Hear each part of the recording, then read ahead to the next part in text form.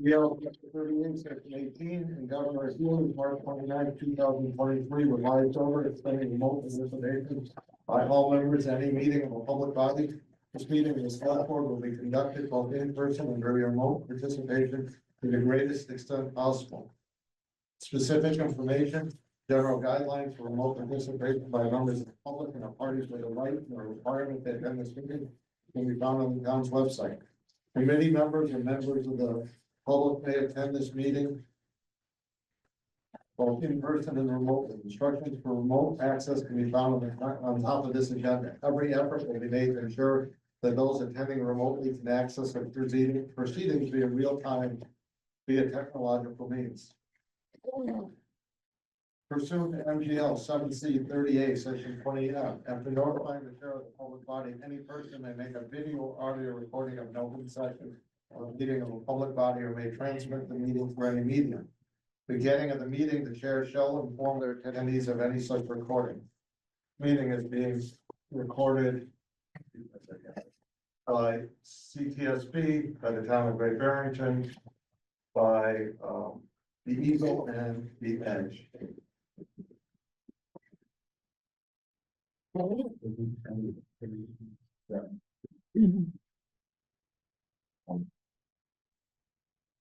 Any member of the public wishing to speak at the meeting must receive permission of the chair. The listing of agenda items are those reasonably anticipated by the chair, which may be discussed at the meeting. Not all items listed may in fact be discussed. Other items not listed may be brought up for discussion to the extent permitted by law. We're going to start right off with a budget overview. Thank you, everybody. For those of you who don't know me, hopefully that's not the case. I'm Chris Rembold, your interim town manager.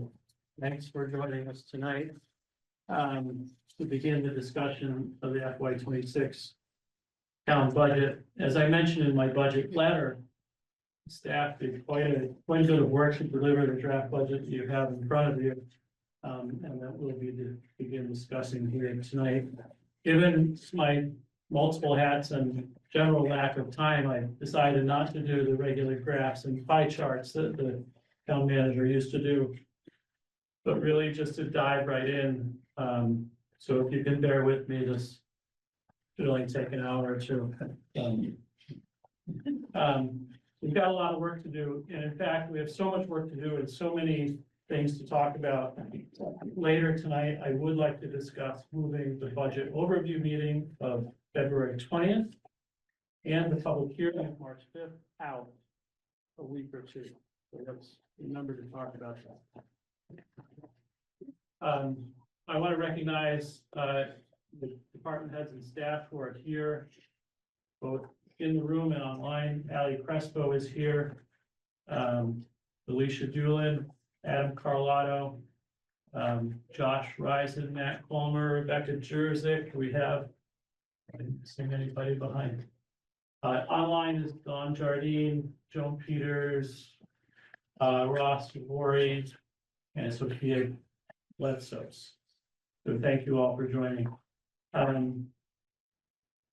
Speaking for myself and for Mark Perhensky, our previous town manager, we attempted to keep the town's portion of the budget to a very small increase so as not to exceed our annual levy limit, but so that we could continue to provide high quality services, pay our staff consistent with bargaining agreements, meet our debt service, retirement, and insurance obligations. So in this current budget that you have in front of you, despite some projections, we very nearly exceeded our annual levy limit in FY25.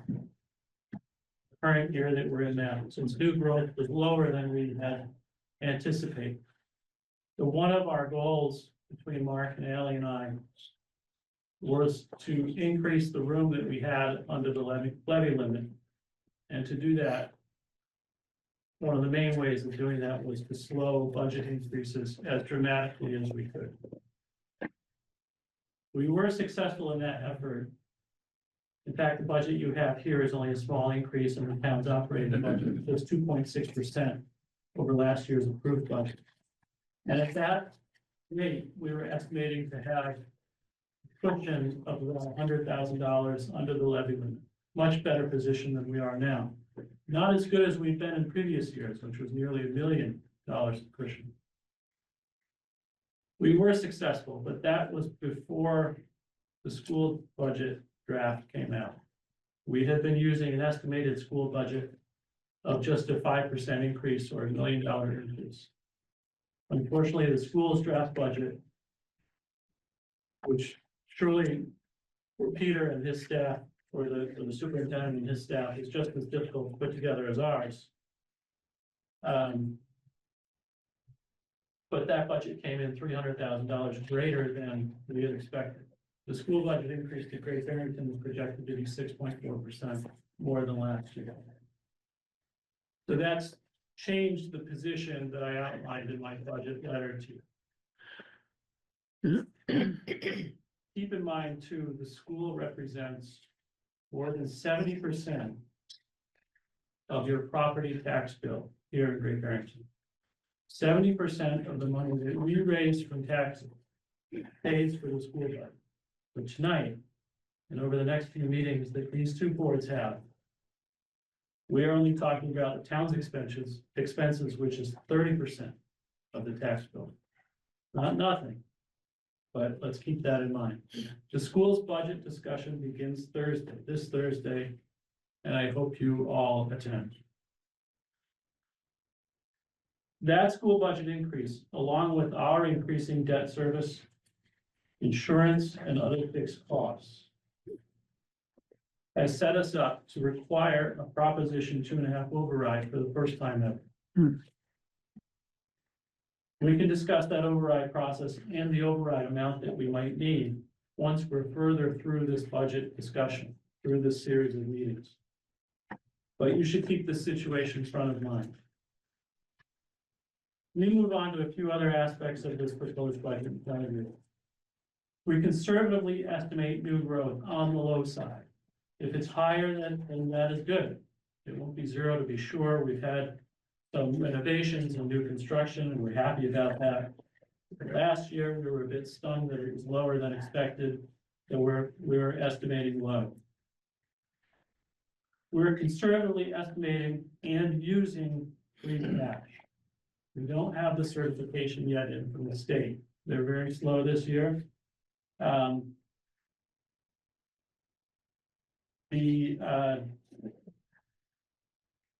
One thing we conservatively estimate is we do not count on the cannabis revenue, which in point of fact has been decreasing in recent years. Over the last few years, the cannabis revenue alone has covered our debt service. If you look at the totals that have come in, and that's been really good for us. That's shielded us from the situation that I think we'll find ourselves in this year. The term free cash. We've talked about this before, but for everybody's benefit, it's not cash that can or should be used freely. It's unspent money, whether from high revenue or from lower than budgeted expense. And that unspent money forms an essential reserve fund to be used if, for example, new growth is low, if emergencies crop up, if revenues are low, etc. Since we now budget expenditures and revenues much closer to actuals, there will be less unspent money and less surplus revenue that falls to free cash. In short, we're generating less free cash. That means less is available to lower the tax levy and less is in reserve. That's important to keep in mind. The insurance line, where we in the past as a town have typically budgeted higher, and this is typical for towns throughout the state. We've typically budgeted higher and the unspent balance falls to free cash. This year, we absorbed a 16% increase, but I think we should discuss increasing that line to generate additional free cash. And we can talk about that tonight. Another thing here tonight is we conservatively estimate debt service costs on the high side for next year. for $70 million bond issuance at 5% interest and a $2 million short-term note at 3 3/4 interest. Our strong credit rating and excellent management helps us keep our costs relatively low. And thank you to both Alicia and Ally for helping on that.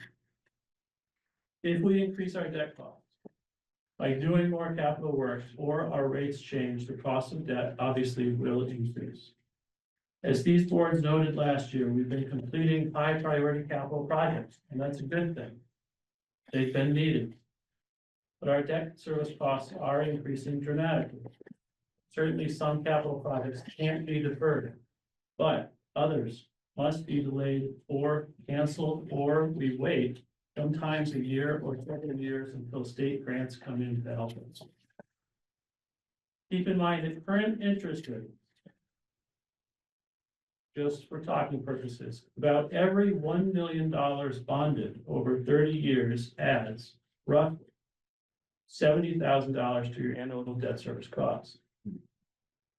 Bonded over 15 years, every 1 million adds 100,000 to your debt service costs. So as you look at the budget and the capital projects and potential borrowing, keep in mind that'll increase debt service costs for the next 15 to 30 years. In my opinion, capital spending unfortunately needs to be slowed substantially. This year, we have some good options to offset cost increases. Some of these are one-time only options. We can use funds from the cemetery account and conservation account. The wastewater enterprise fund still has very good return date earnings to offset large future projects. That's a good thing.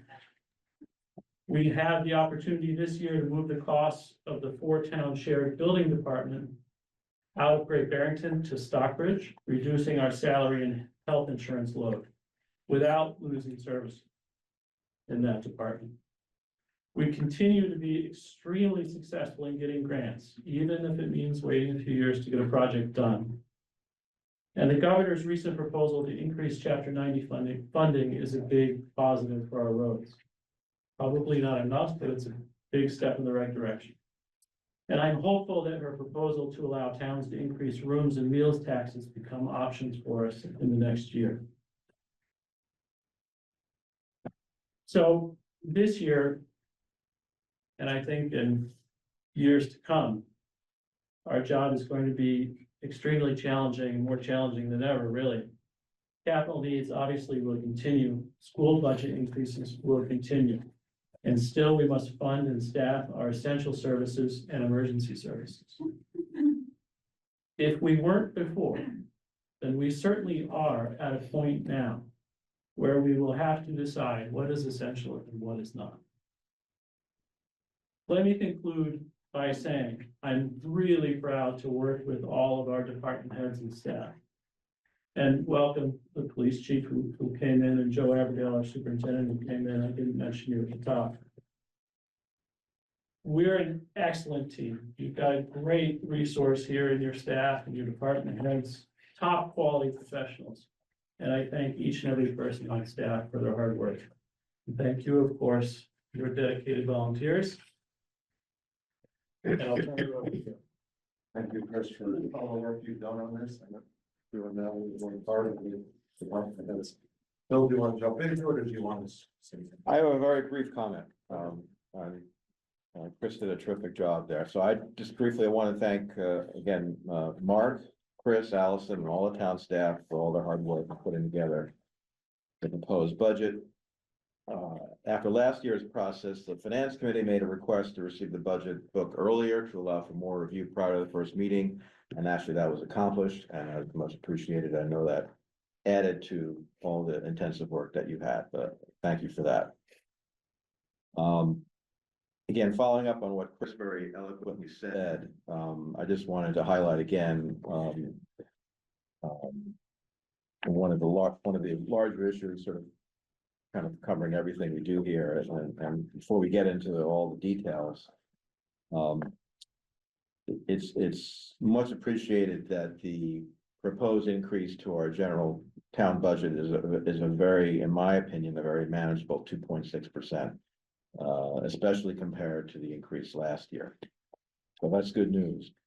But again, I believe as Chris mentioned, you know, this outcome relies on a significant amount of non-recurring or more simply stated, you know, one-time revenue items. And the biggest one of that, the biggest component of that is the 1.7 million of proceeds that we have from the GE rest of river settlement.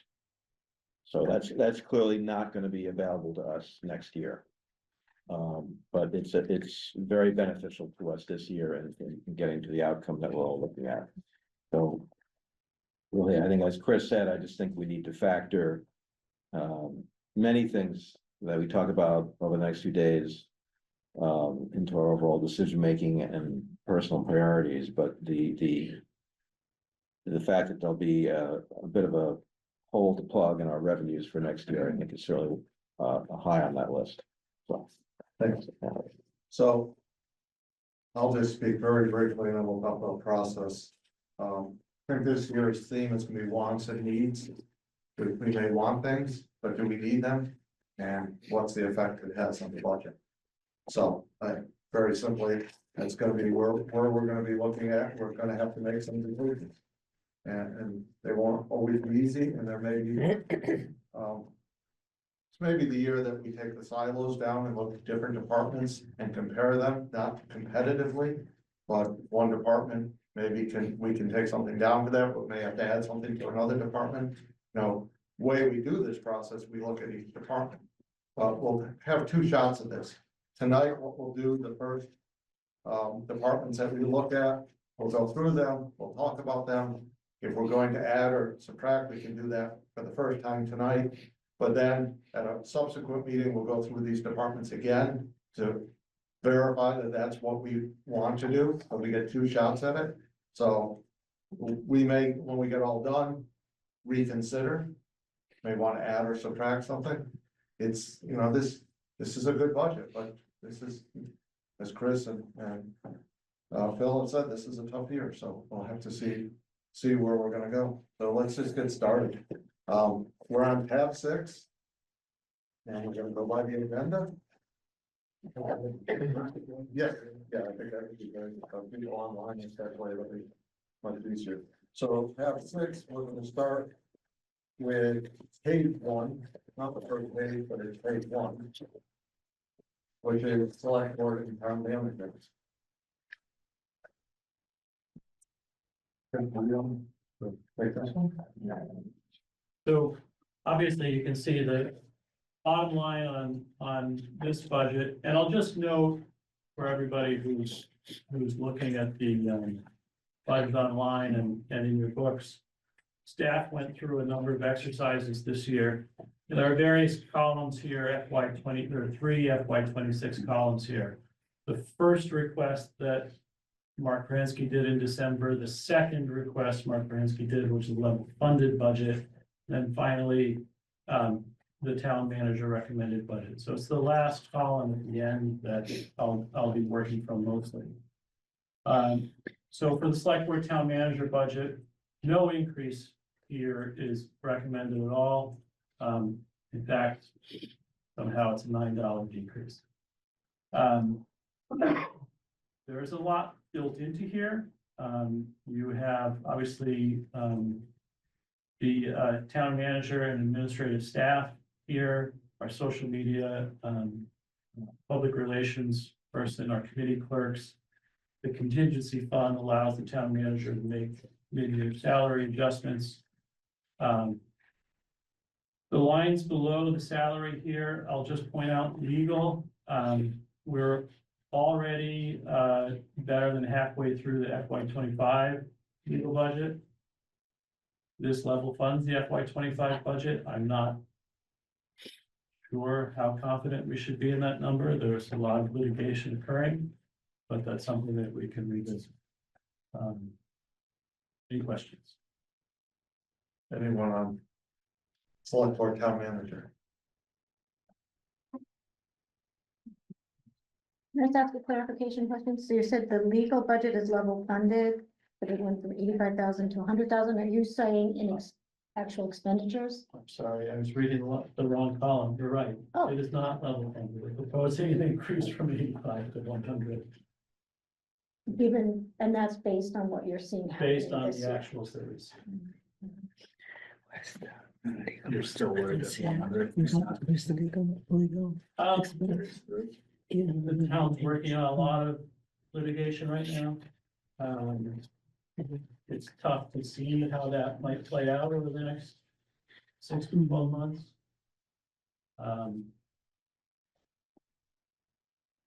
Is there, There's not a good answer to that, then I'm sorry. sorry. Question, the social media public relations line item. The spending is quite modest through the first half of the current year. Is there anything of note there?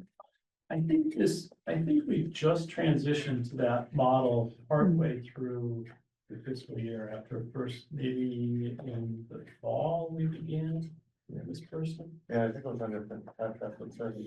Under the I'm contract. sorry, is it a different person than last year? Yeah, and we made a switch a few months into this fiscal year, so you'll see that the spending didn't ramp up quickly. Okay. So we can't really use the current spending to judge.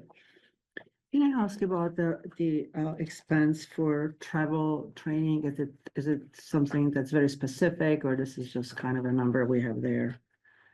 I believe that line covers travel and training for both the town manager and for the select board members or board members who go, for example, to the municipal conference in Boston every year. For the town manager to go to the city manager annual conference and other things like that to keep up certification.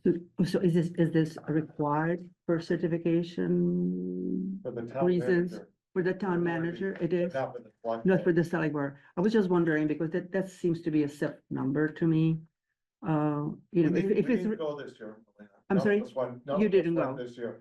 I've gone 2 years in a row. I wish I had gone this year. It's really worthwhile. no, I know it is, I Yeah. totally agree with But you it's not because, required. yeah, that's what I meant. Yeah, so we have certain things that we need to do because it's required and others that we just think would be good to do, but maybe, you know, we skip a Yeah, year or so. yeah, we skipped this year for a variety of reasons. It wasn't money. But I will say, this is conferences in January. It's right after the governor's budget comes out. And it's a political conference. The No, I governor- understand. Governor speaks at it. Yeah. Both state senator or federal senators speak at it. And it is rather, not only interesting, it's informative. Yeah, and I'm sure that you know, you get to talk to people from other municipalities. I'm just saying, you know, I'm just back to, I mean, both comments you and Steve made earlier, you know, something we want to do and something we really need to do. That's Yeah, kind of that's my something we have comment to here. decide. Yeah, yeah. Mm. I think one thing I'll throw in though, is it's quite possible, I mean, some of these training sessions are actually required. So is it possible that our new town manager, when he or she starts, may have to do certain required training that will be going to that line? It may be, and it's important for all of our department heads and staff to, you know, keep up with training, current trends, state of the art things. I think across the board, with the exception of like planning board and zoning board, where I can absorb those training expenses into the planning department budget. Across the board, you'll see training and certifications. We try to keep those wherever we can. We think they fall more into the necessary category than in the wants category. Last question. Yes. I see that the level funded budget request is 160. We don't know what he or she may require, could ask for, it may not be as much. That's a possibility that can change.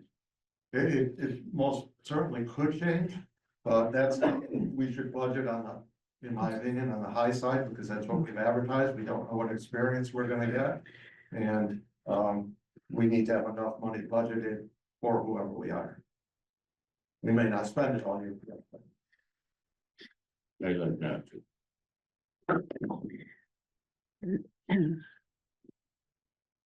Anyone else on this? You have anything you wanna cut for the first time around? If not, we will go on to the finance committee and reserve. A. Well, I'm gonna fix all our problems and I'll say we don't need our dues and membership line. We never use that, so it's obviously a trivial amount, but it's something we never use. Maybe a broader question is. You know, the usage of the finance committee reserve fund. Most of my experience has been that we don't use it up.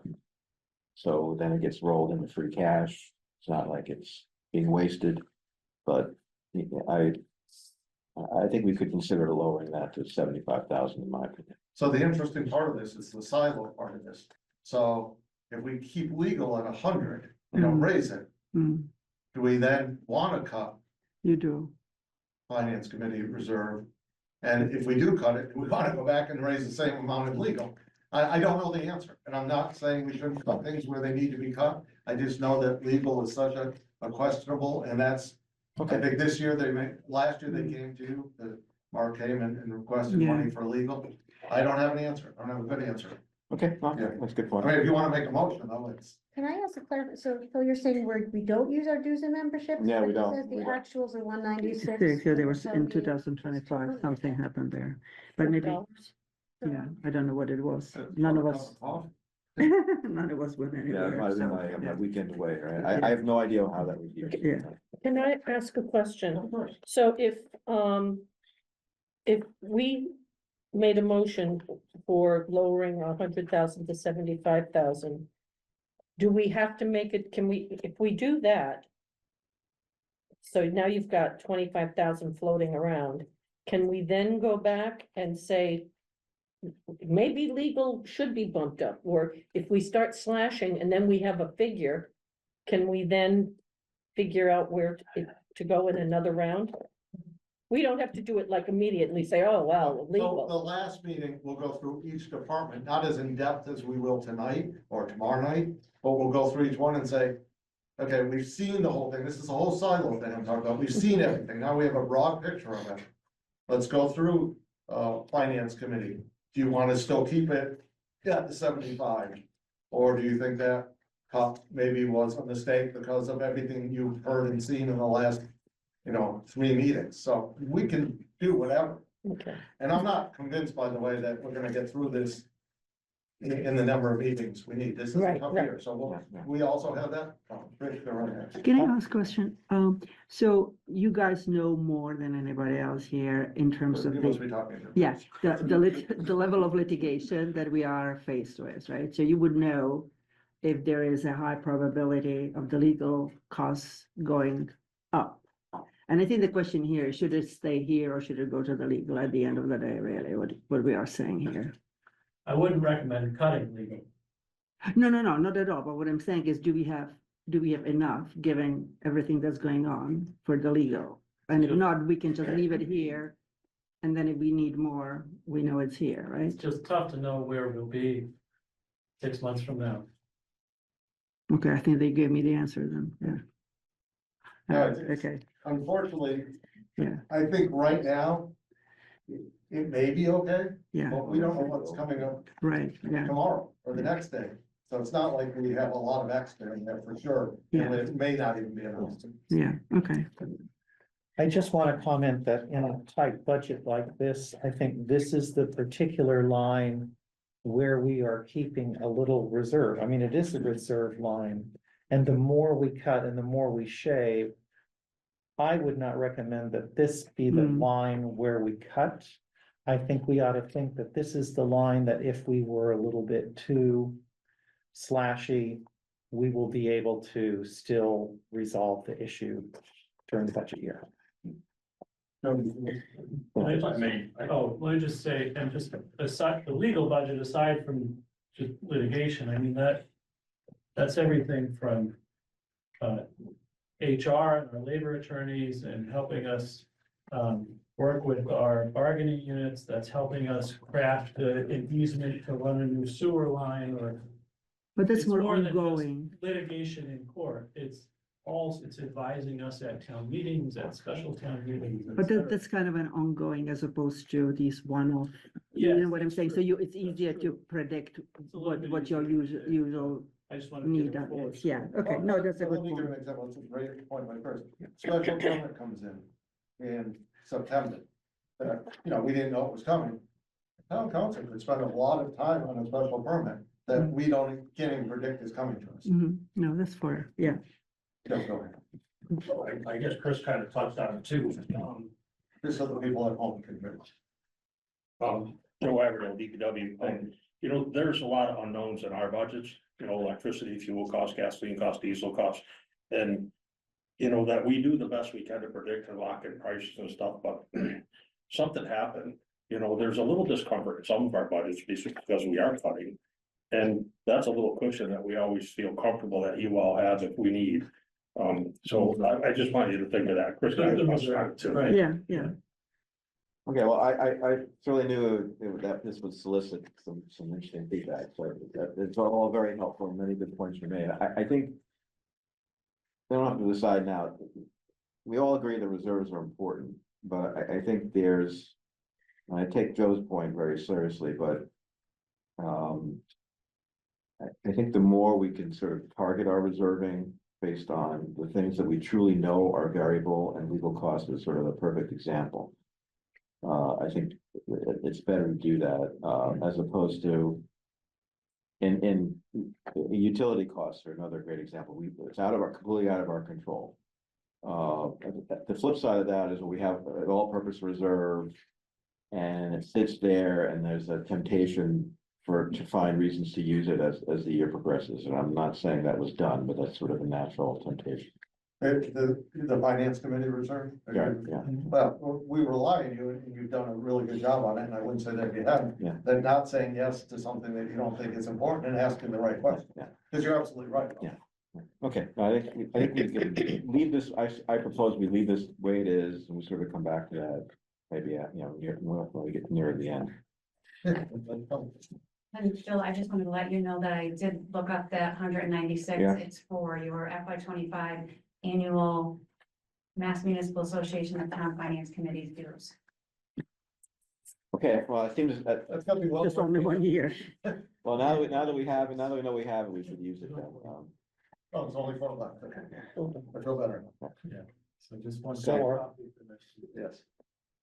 Okay, next will be, Go go ahead. Did we didn't make a motion to cut the two? No, I propose that we sort of leave it the way it is for now. Okay. Good.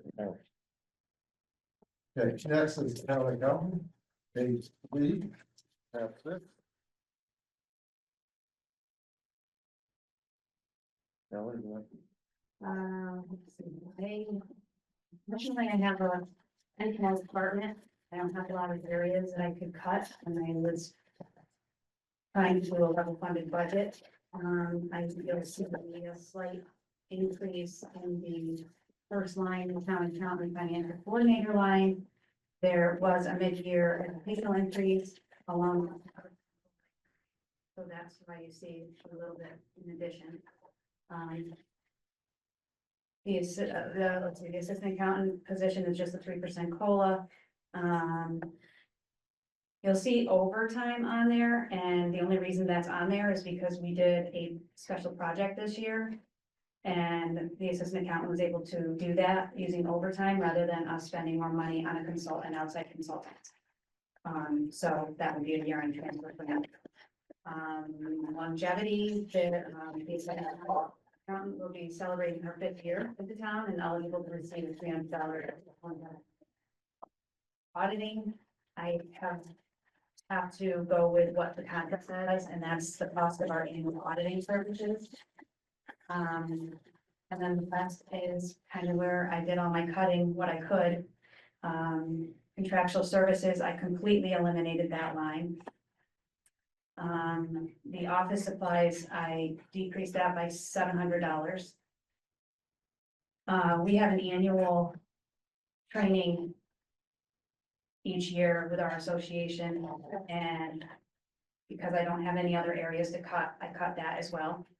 I did hold on to our dues and memberships so that we do still receive all the information. We're still on the listserv, so we're not missing anything important.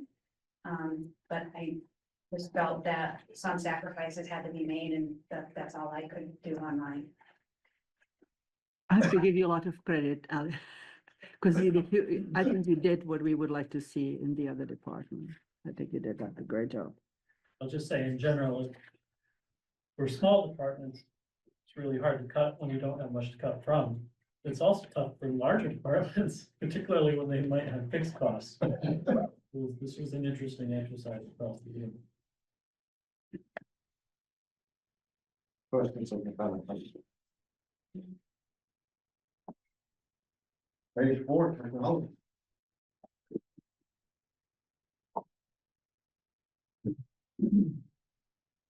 Here we have a small overall increase. The largest items there, obviously are in software licenses. That's something that is used across the board, all departments and buildings, and our data services. Telephones going up this year.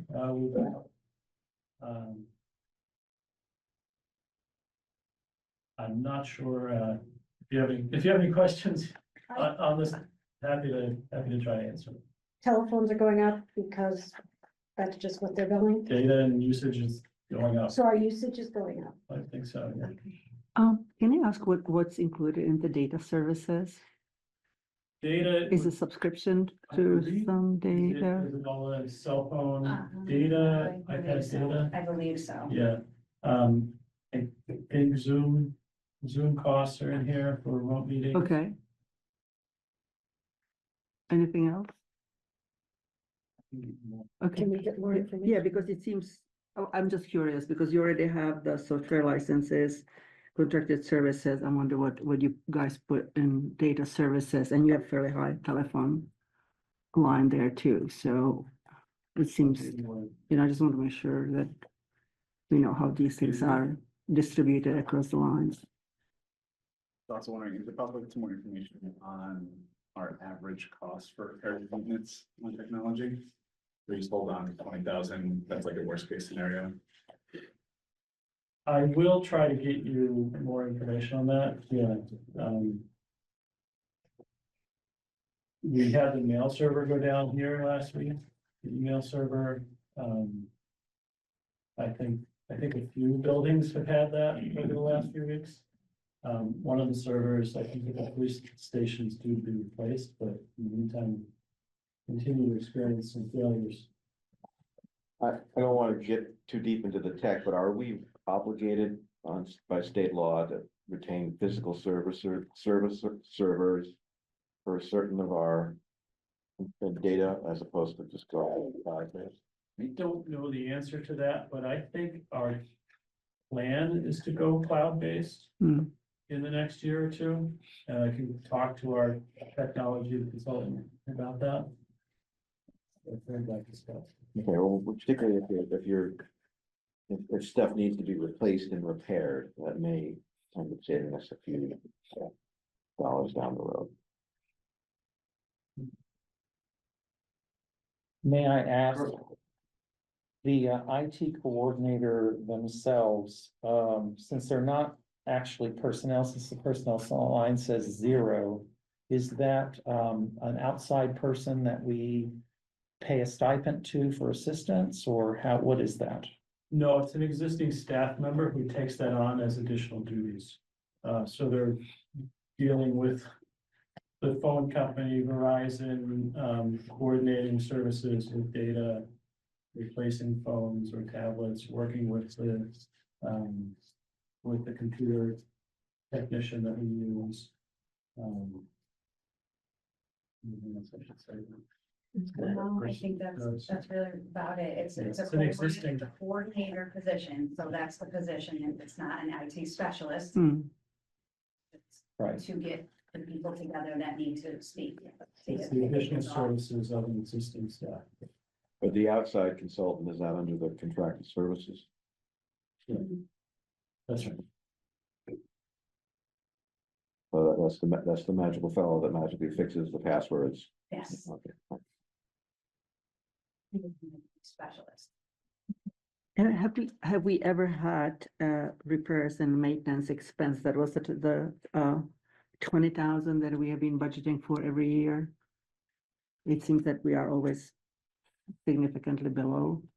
I'll try to get some history. Yeah, I wonder why we keep saying 20,000 is the right number. Anyone else?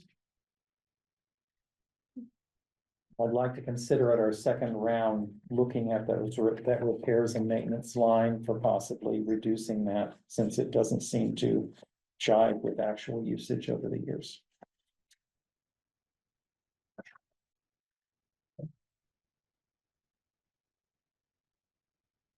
Next is the assessment office. Page 5. And, Ross is here online.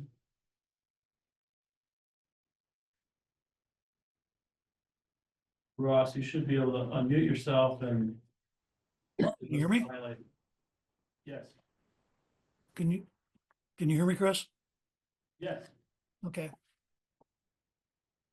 I think if you look at my budget, I mean, I think we've tried to keep that level funded. It's actually probably down a little bit from last year due to a decrease in contract services. All the other line items, I believe we've kept level and haven't increased any of those, I don't think.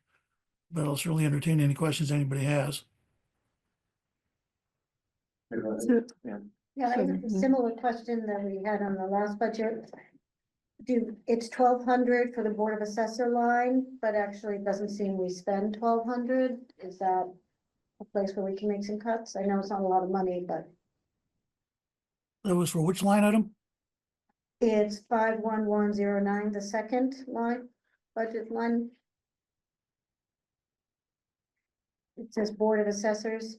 In fiscal year 24, we used 600. This year we haven't used any. It's budgeted at 1,200. Right, that's for the people on our board. I don't know. No, that's what I'm That's what I'm saying. If it's the Board of Okay, sorry. Assessors, I'll that's, Ross, I got it. that's the board that we're Sorry. required to. So Roll. they get paid only twice a year, and they get half, in the, not like one of the payrolls coming up, and then half at the end of the year. And he was short one, and I think Carol picked up the slack for that and wasn't getting the stipend for that. So it's 600 per person? It Per year? is. So, but they only get it twice a year, so you haven't seen any expended yet, but it will be. you mean for this year, we'll see the expenses? Yes. Yeah. Thank you. So those board members are paid? A stipend, yes. Oh, just throwing that out there. Okay. I have a question, Rose. You came to us, you asked for this additional to help with an additional expense that came up, and I know it was kind of a one-off, but do you feel there will be possibly other one-offs coming up? I don't anticipate that, no. You don't, okay.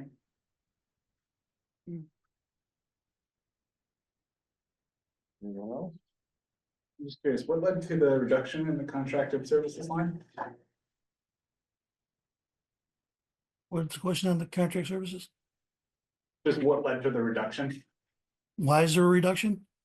Yeah, Last year was a recertification year, and that won't happen again for another 5 years, so therefore we didn't need the level of work, so that number's come down. For the next 5 years will be in an interim year, where we won't have another recertification until 2030.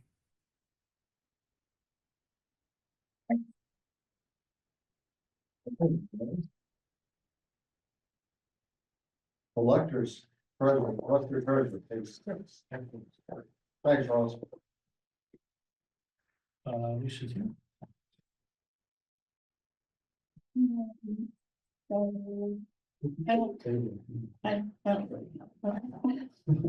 Yeah, that'd be nice.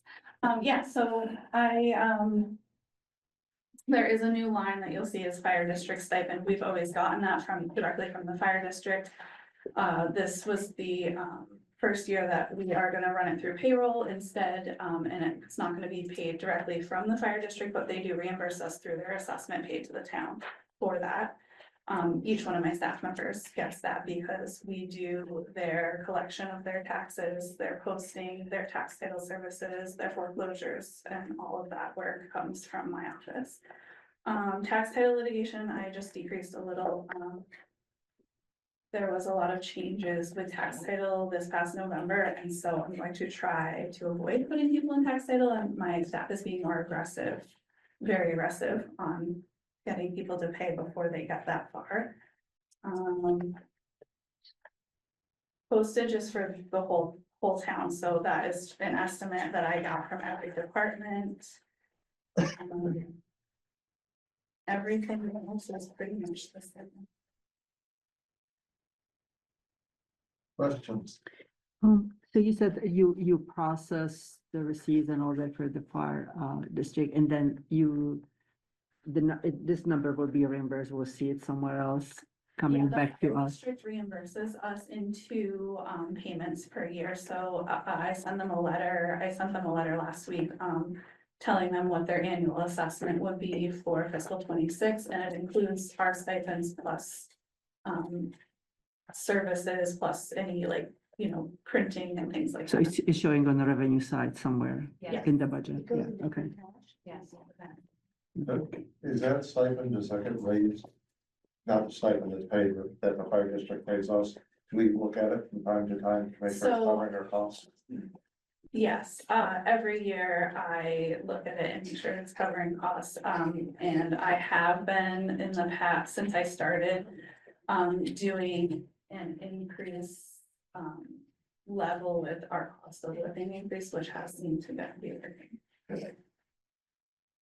And then, Can you explain what the financial services line covers? Yeah, so financial services, is for. Yeah, so, I use that for, our deputy collector, so once somebody, doesn't pay an excise bill, we use a deputy collector to then kind of, collect excise taxes, mark them at the registry, things like that. I believe that we also use that for the KMS actuaries for our OPEB.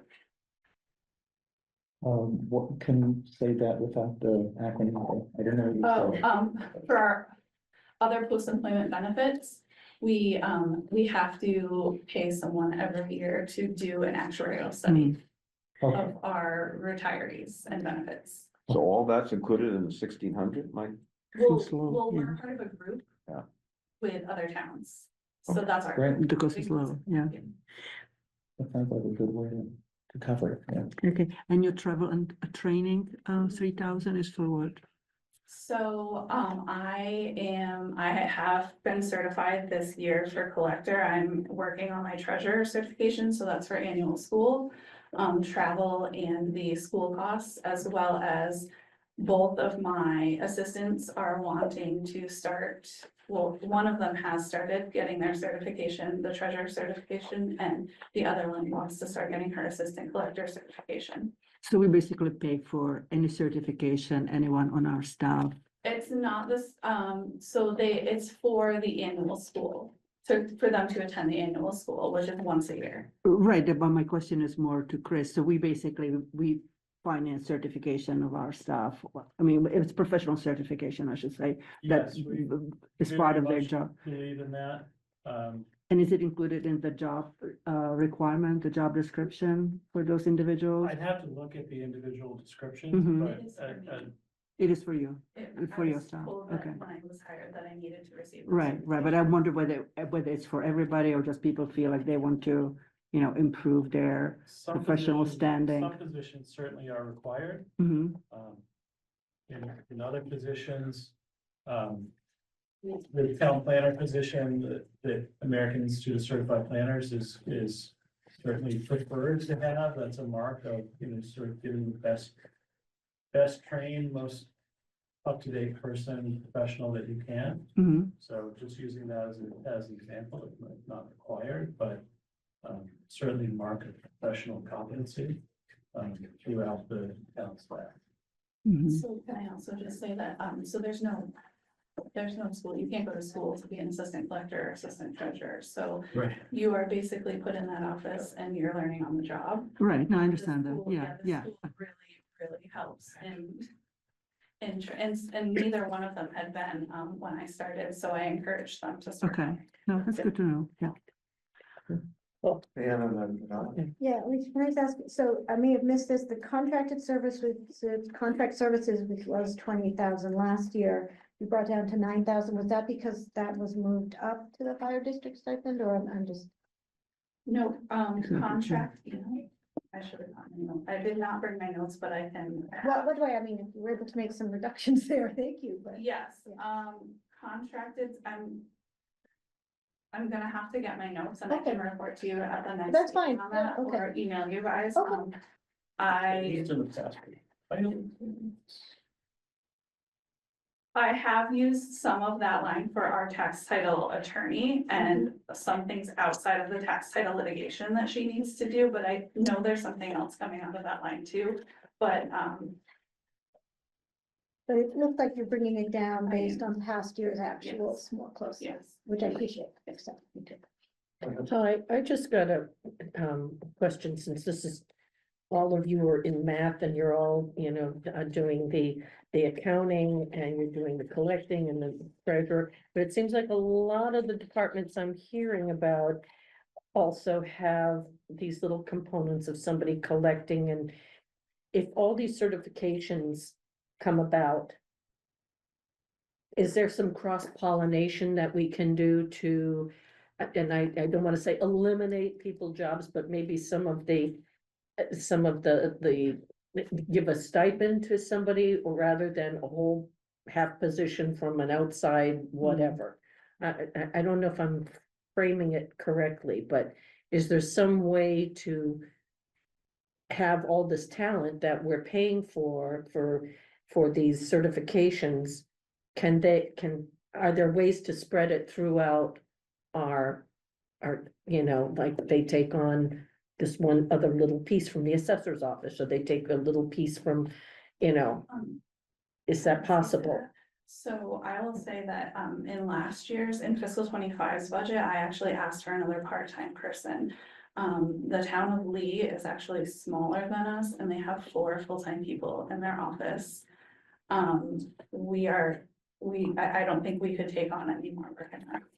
Well, I know you have a busy office, but it just seemed like I keep hearing, well, in this line is somebody that's doing X, Y. Do you understand what maybe you can I think reframe it? so. To some extent, the skills and the things that you're learning in collector's school Transferable, are yeah. not applicable to other departments. In fact, sometimes they are necessarily kept apart for fiduciary and legal reasons. There may be some opportunity there for cross-training and cross-pollination, if you will, and that's something that we can think about. I'm not sure it's apparent right now. I Okay, think everybody's sort of training in what they're, what's required of them as a department head or staff in their department. I think they're relatively separate. Alicia, can I ask you, you've been in this job now, like 2-3 years? Been preparing them for years. 3 years, yeah.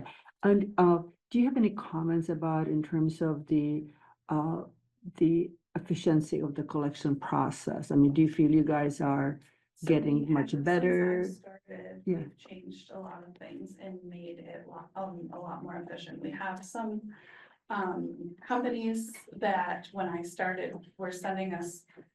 So when you have a mortgage company and they're sending in 100 checks for their, mortgagees, for their real estate taxes, we were hand entering all of those. Oh. We now get a file, a digital file that we can upload, so Mhm. we are streamlining Okay. processes, definitely. And in terms of the actual tax collection numbers, are you guys keeping track of some of those metrics, like where we are right now? I haven't looked at it in a little bit, but I know that I have asked them to be more aggressive and my assistant treasurer has just been getting back taxes paid. We are at like, last time I looked, we were at like 98.9 collection rate. Okay, great. Oh, well done, yeah. Mhm. Right? question. You said there was something about possibly having someone go out and aggressively collect excise tax and that stuff. Okay, so every town in Massachusetts, once an excise tax goes unpaid, uses a deputy collector to then send it to their deputy collector. He then sends it's called a notice of warrant. And then he does a service of warrant, so he has some hand deliver to their house. Then once that goes unpaid, he marks them at the registry so they can't renew licenses or registration, and he tracks all of that and collects those once it's uncollectible from office. What's uncollectible? Like, we've sent them 3 notices and they still haven't paid. So with real estate, I have the mechanism to place a lien on the property.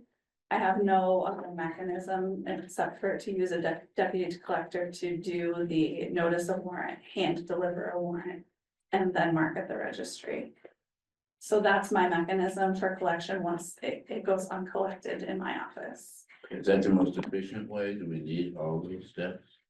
I don't know. Yes, that's required. Law, right, or- I mean, so I guess if we didn't do that, and you just didn't want to pay your excise tax, there would be no way for me to collect it. Like, if you don't pay your real estate taxes, I can place a lien on the property. That's somebody marking it at the registry for me so that they can't renew their license. That forces them to pay their excise taxes.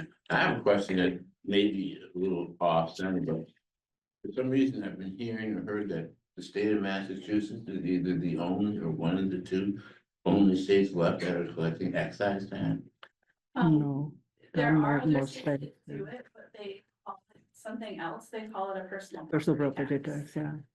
So they just call it something different, but there are quite a few states. Yeah, that a do that. lot of states in that. Yeah. Now, and just one other thing, the office supplies, how are we sourcing them? Have we try to source local that might be less than possibly? We have tried sourcing local and it's much more expensive.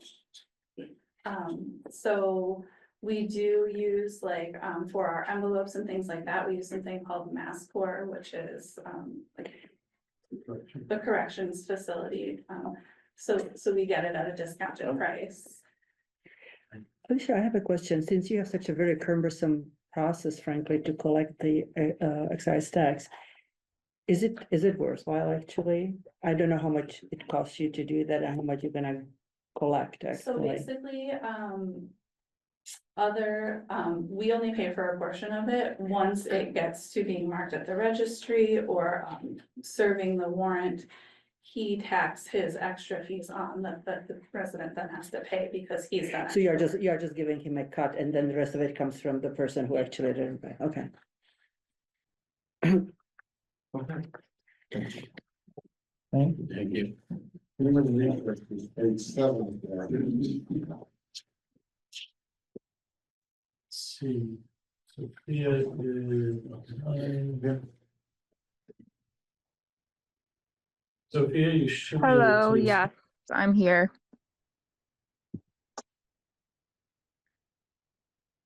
Give an overview? So, well, I kept everything level funded.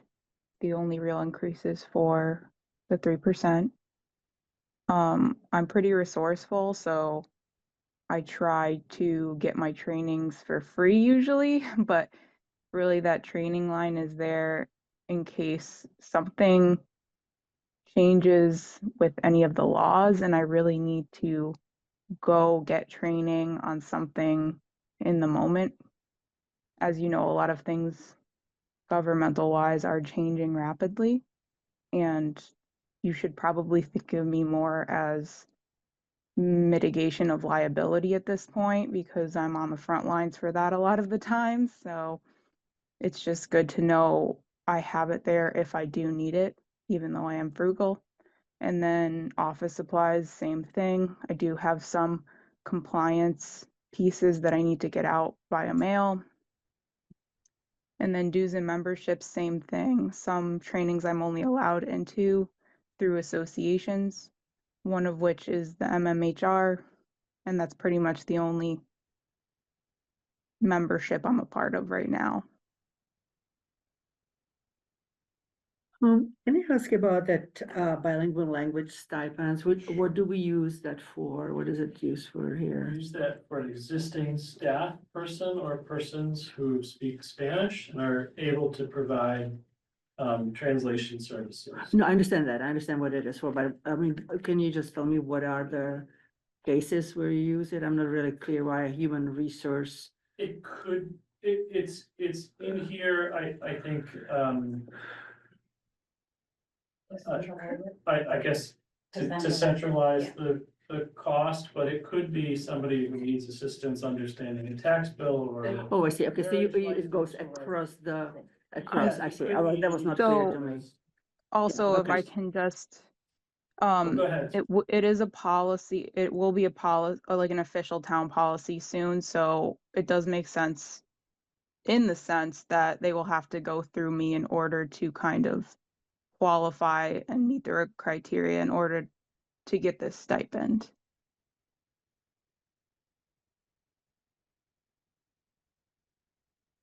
So what's the few policies? I didn't catch, what's the policy? Say it again, Sophia.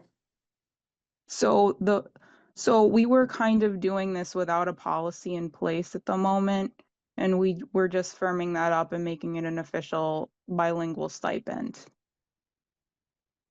So the policy is that someone who provides the service is given a Stipend, Is that yeah. the policy? I'm just not, That is correct. okay, I just wasn't sure what the policy was.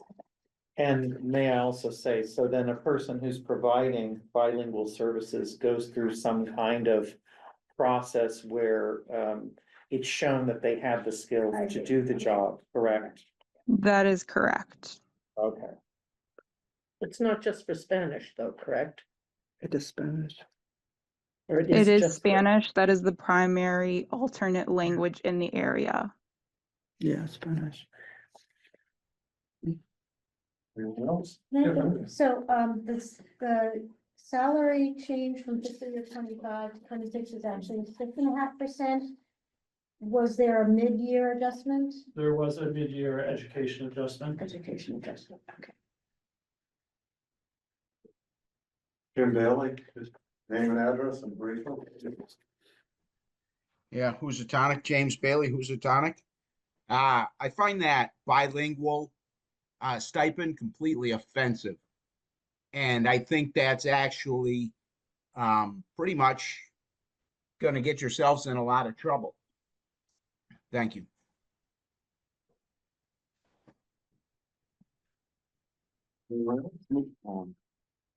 If I can have the staff, and making sure I understand it.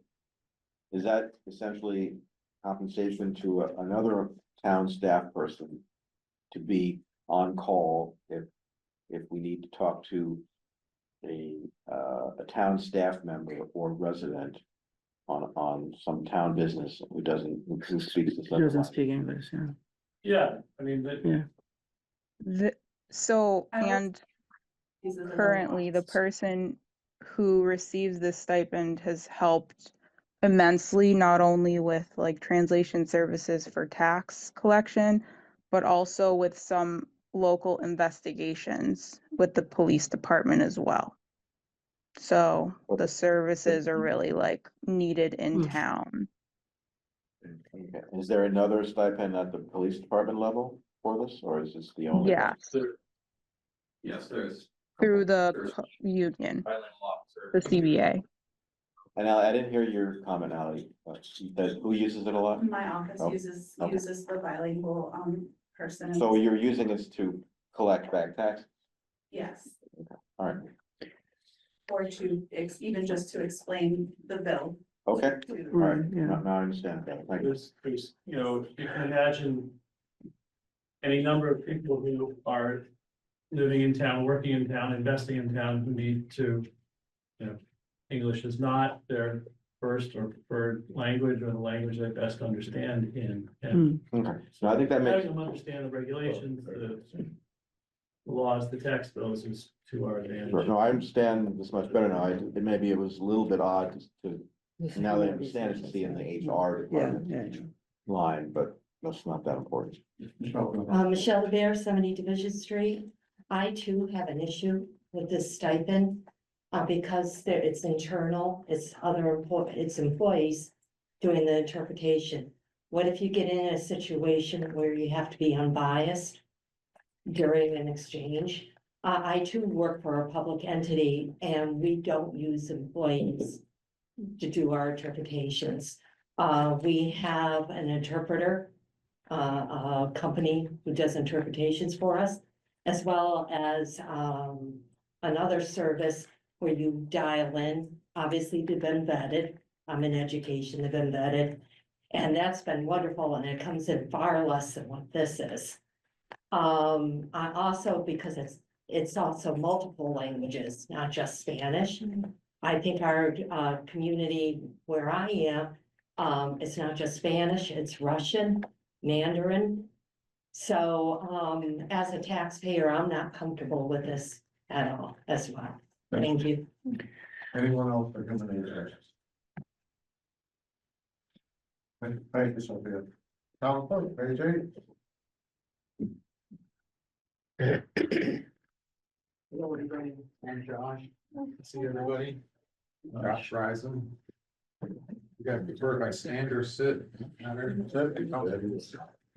So I've done as best I could trying to keep it a level funded budget. I just wanted to preface this by saying that I went through this with the previous town clerk, Marie Ryan.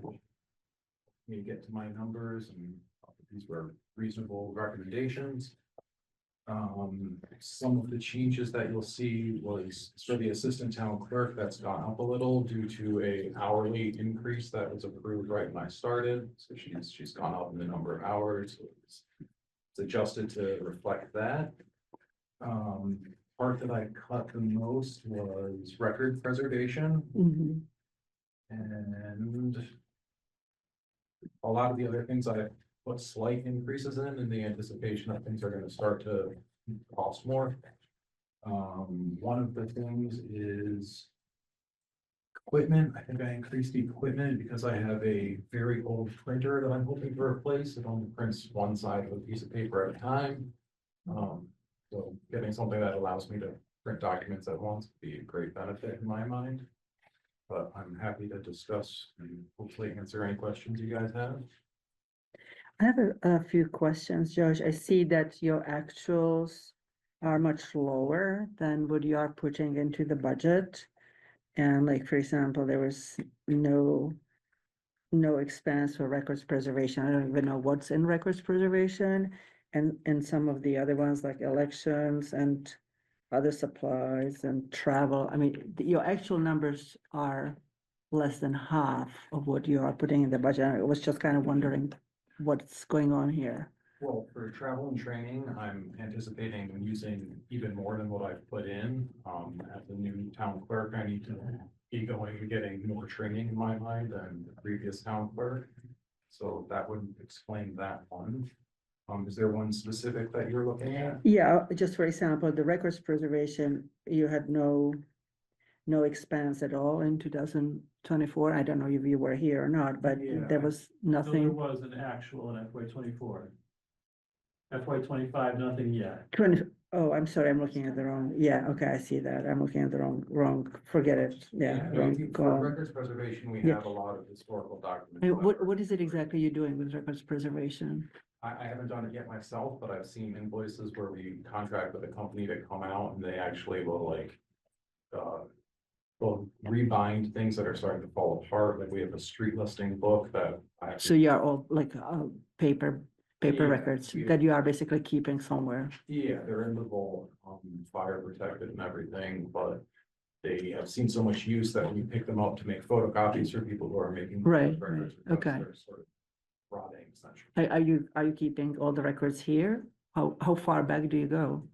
I don't know exactly how far back I have in my vault, but whatever is beyond that is down in the basement in another secure room. Wow. Are they Okay. being digitized? I guess not. That's part of it, yeah. So it's a matter of, what the way it's been explained to me is you basically triage the ones that are in the worst case, worst condition. Mm-hmm. Street listing.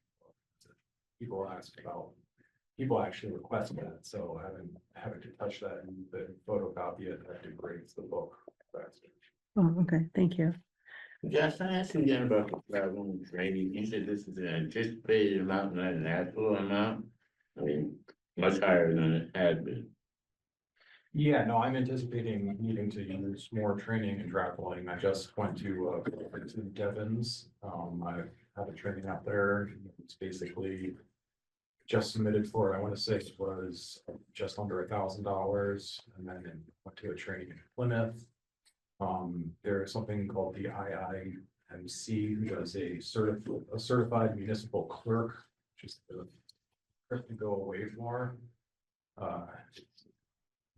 Training is my understanding.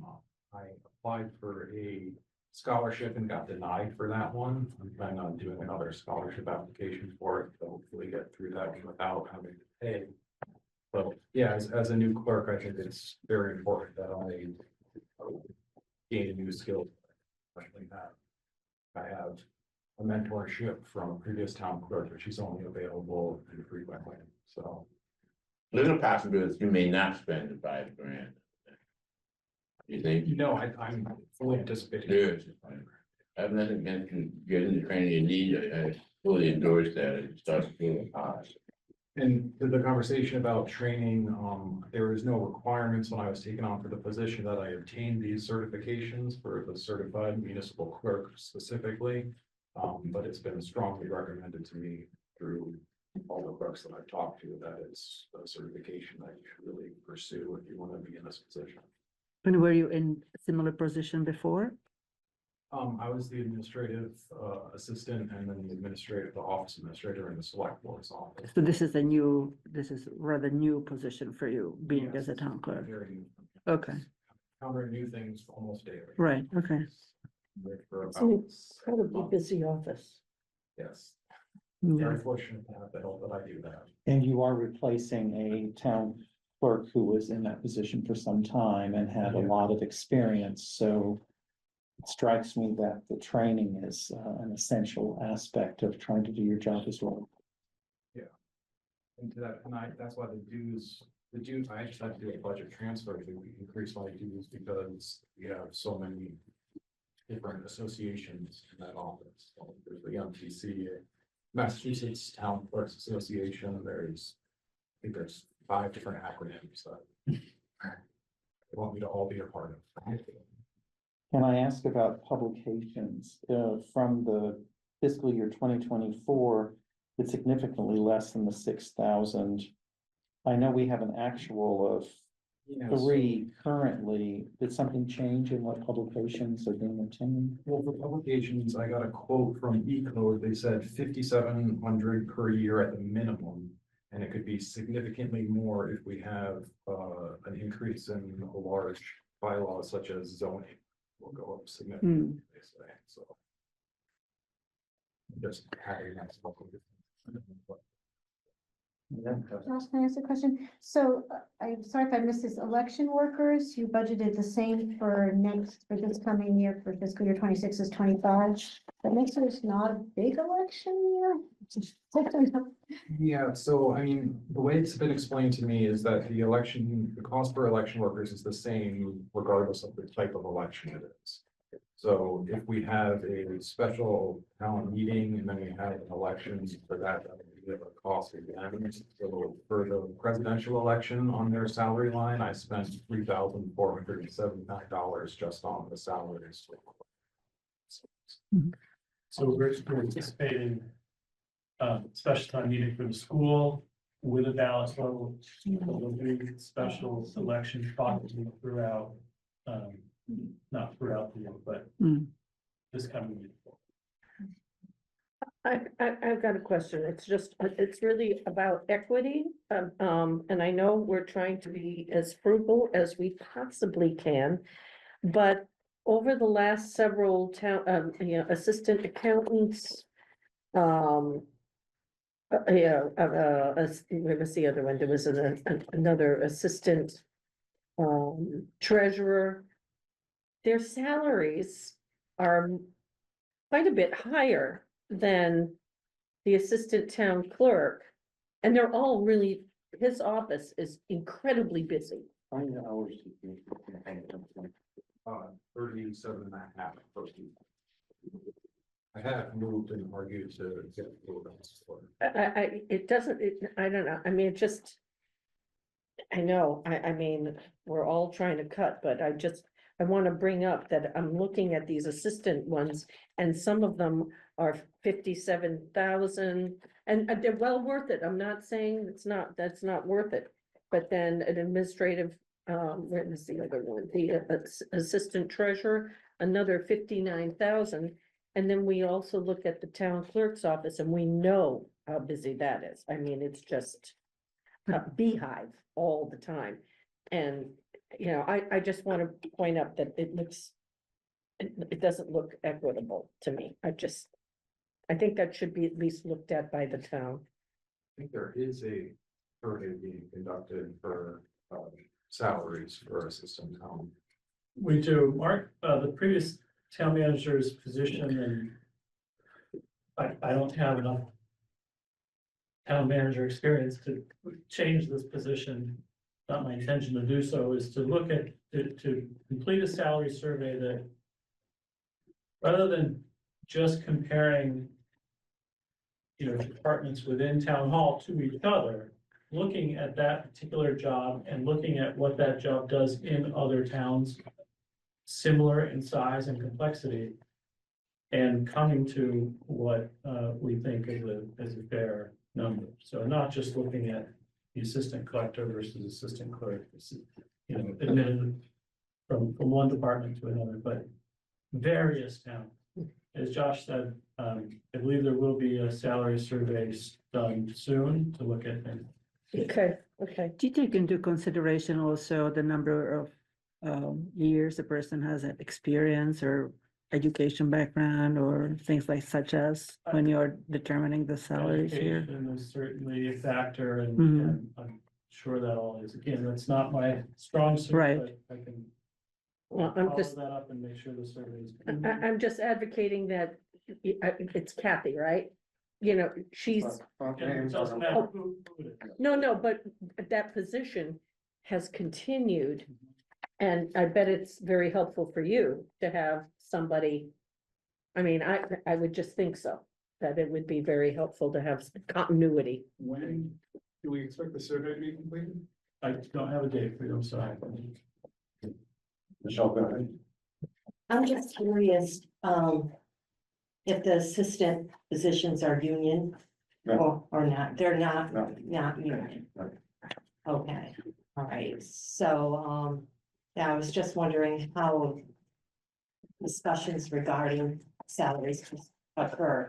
I assume there's performance evaluations that factor in Right. as well. I think, Chris, you mentioned education as well. We have a vast array of multiple degrees. Some people with no degrees, but they have the years of experience as well. So there's multiple factors that go in for individual And positions. it's under the purview of the town manager. Okay, all right, thank you. Okay, anything else on town clerk? Building inspector, page 17.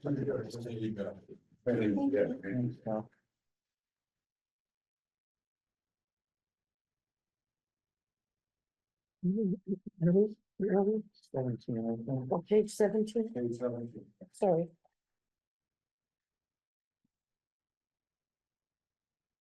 Matt Over is here. Commissioner. Good, name's Matt. Basically, most of this is it was a little bit of smoke and mirrors, I guess is a good term. We had.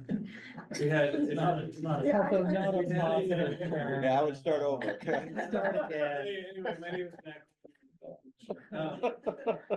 There was a lot of movement as to where things went. Last year, we had an inflated contract and services for reasons I won't get into now, that predated me. That was settled, so we were able to bring that number down a little bit. Based on what we aren't gonna have to worry about anymore versus what we were. contract services in my budget line covers, I have a contract with, state to do weights and measures for the town of Great Barrington. They invoice us every year to cover that cost. We also have another municipal agreement, with the towns of Lee and Lennox to cover the administrative assistants that, support my department. And we have, McFarland, who does our copier. Office supplies and travel and training is kind of where the biggest cuts came from. Contracted include permit. I'm sorry, it also covers the permitting software, correct? Thank you. The office supplies and travel and training is kind of where we made the biggest cuts, partly because there's some money in office supplies and the other IMA for the assistants. And in travel and training, I'm hoping, this is an estimate, but I'm hoping it'll cover what we have to do. That covers all of our mileage for 4 inspectors. It covers our training for 4 inspectors. And then our dues and memberships basically covers, we're all part of the Western Mass Building Officials Association. And we get training from that every month. And that helps cover some of our CEUs that we are required to get. Continuing education. And it's my understanding, so if we are going to add other towns to this arrangement, this is very much this budget will be as is, Well. or it may change. The budget you have in front of you. Yeah. Which is, it's funny, it's a couple weeks old now, seems a little stale because there's been a lot of movement to the positive for us. You'll recall that this department is a shared department yeah. with a few other towns. There's 4 of us in total: Lee, Lennox, Stockbridge, and Great Barrington. Great Barrington under the, and correct me if I'm wrong, Matt, under the current framework is the lead town. The employees, the inspectors anyway, are employees of the town of Great Barrington, and the other towns reimburse us for a portion of those costs based on the number of permits issued in each town. This year, we've been discussing with Stockbridge that the town of Stockbridge would be the quote unquote lead town. And the salaries and health costs for this department could be shifted to Stockbridge. Now, then we would have to pay a certain amount to the town of Stockbridge for taking that on. But you would see the salary lines for building inspector go down. You would see the contracted services go up. Overall, it looks like there would be a savings here, which would be substantial to us. And what would be the saving? The savings would be due to what? Due to we would not need to carry the burden of the salaries and the help. But are we saying that right now what we get compensated for? Because it seems to me that it should be net should be the same. It's just a different structure, but It's not a net for reasons I'm not fully comprehending so far. okay. By the time we meet, we have our overview discussion, assuming the 4 towns come to an agreement, we'll be able to present you those costs and any changes to this structure. Okay, because it would suggest that it's not a fair structure right now, really, what you're saying. The important note is that, the savings, there would be some savings to Great Barrington without a reduction in services. The inspectors who are here would be here. It's just a shift in costs. So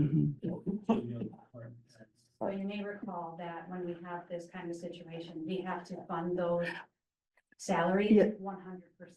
Right. Because we're on the hook for it. When we get the reimbursement pieces from the other towns, it comes into a revenue. No, I understand, but what I'm saying is net, it should be the same unless you are talking that you have to, you are not getting fully compensated. You know what I'm saying? I mean, whether it's gonna show as a cost and a revenue, or it's gonna show as a different kind of a cost it should, the net should be the same, but Correct. if you are saying it is But it not, won't be on the budget side, it'll just. it will show differently, yeah, I understand that, but what I'm saying it's, in terms of the financial impact to the town, it should be the same. Unless we have some other things going on here, some other costs, because we are the lead town, which I don't know. Yeah, Melena's Yeah. point is well taken. Yeah. We obviously all spent a lot of time on this topic last year. And I think that the share, if I have it right, that the shared operation began essentially with fiscal 25. Basically began last June. Fiscal 25, no, we started in October of previous year. Okay, so it started on fiscal that. 24. Yes, October 1 of 20. Right, so I would say that the theoretical intention, as if I remember correctly, was that we would be fronting the money, fronting the full cost, and then being reimbursed. Reimbursed, And that right, theoretically, yeah. the reimbursement should get us back to Harold, sort of what we would have done, where we would be if we did it alone, net of efficiencies with economies of scale, and just sort of having a larger operation where you can operate more efficiently. So now, you've been doing it, it seems like we've been doing it for whatever, obviously 15 months or so, and now we're contemplating flipping it over to Stockbridge. So, but is the plumbing working whereby the reimbursements that we need to get or either have arrived or we know they're going to arrive? I believe Kara's caught up on the billing, right? Yeah, invoices went out, I think last month. Yeah, so there's a lot of moving pieces Hmm. here. If we're gonna then move it to Stockbridge, as a follow-up discussion, and I think this, I would hope this doesn't need to be in public session. I would just want to be able to go through, all of the flows of money, just to make sure that it's all essentially working, because we're contemplating a lot of changes. If it in fact is more expensive than perhaps originally contemplated to be the host town in this shared activity, then my question is, why are our neighbors at Stockbridge eager or ready to take on I that think what role? Chris said was, he's doing a lot of things right now, and he hasn't taken the deep dive into this, Yeah. Mark did all of this. Right. So we can ask all the questions we want, you're not gonna get the answers tonight, and I think Chris said he would come back to us with more. Okay, But I hear the question, why is yeah, Yeah, okay, yeah. so more costly to yeah, be the right. town, so. Yeah, as I said, it's in flux. Yeah, We're no, working on it. agreed, okay. It's one of these other balls in the air that. Yet another reason why I suggest moving some of these Yeah, meetings okay. out, until we are able to settle some of these things. As a general matter, I'll conclude, as a general matter, are the community of contractors and homeowners and property owners are generally speaking, do you think they're happy with the way things have been working over the last 12 months? Yeah, I do think that the feedback I've gotten from town managers from all 4 towns and in general has been overly positive in general. Yeah. Mostly because we're available now. I mean, that's Yeah. kind of, Right. that part of the goal in this was to create a department that had enough staffing and was available and reciprocity. So, for instance, I've got an inspector who's out sick right now. Didn't stop anything. I had another inspector to step in and take care of that along with myself. So, Right. I have to attest to that. We did have you guys over. Okay, great, No, great. it's very responsive, yeah. Great. I guess I would just like to say a few things to that and whatever unfolds is being, as we know, Great Barrington being the hub. Whether it's cost neutral or however the money shifts. I like the idea of Great Barrington not always taking the lead and responsibility for all of it and the liabilities of being the head. Whether it's we're cutting original checks and anything, and it makes me happy that even if Stockbridge is suggesting it or whatever, that they're willing to take that over, that sounds like a positive, whether it's Yeah, yeah. neutral or not, or so. You know, it's one of the things that it gets difficult sitting here is just, being the hub and knowing that, feeling that we're being treaded on quite a bit. So I like the idea of Stockbridge taking the lead.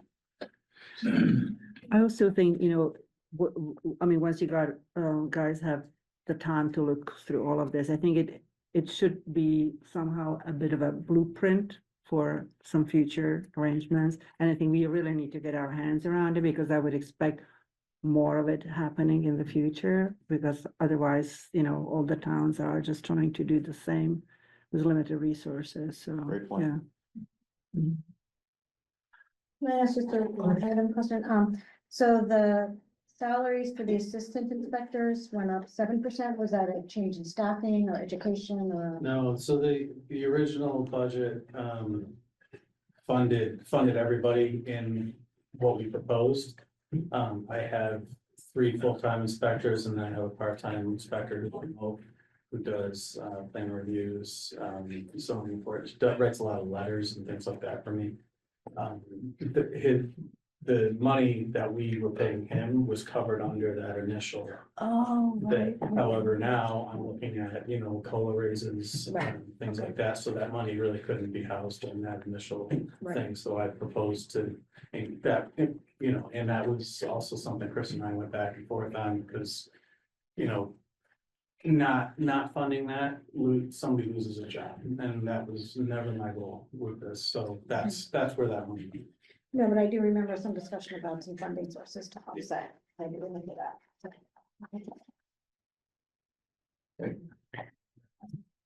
Oh, it was 20. Which page now? 20. Skipping around, yeah.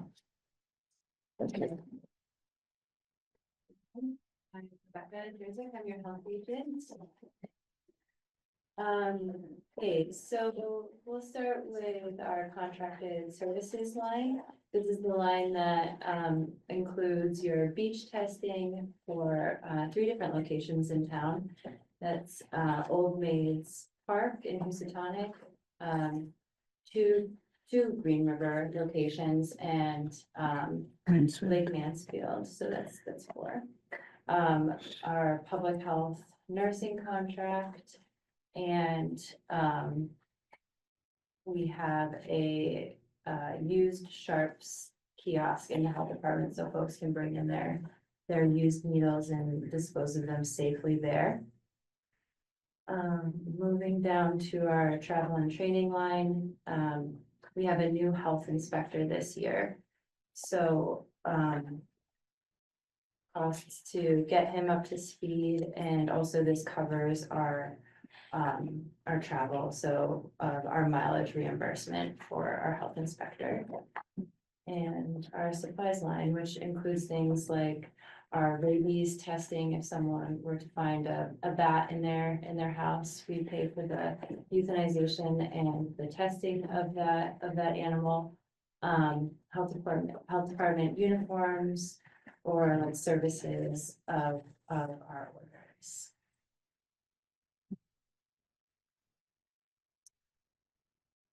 Can I ask you about the animal inspector? Is it some kind of a arrangement you have, or it just seems a very low number here? So two staff members perform our animal inspector duties. We have one person who follows up on animal bites, and the rest of the responsibilities are rolled into the health inspector position.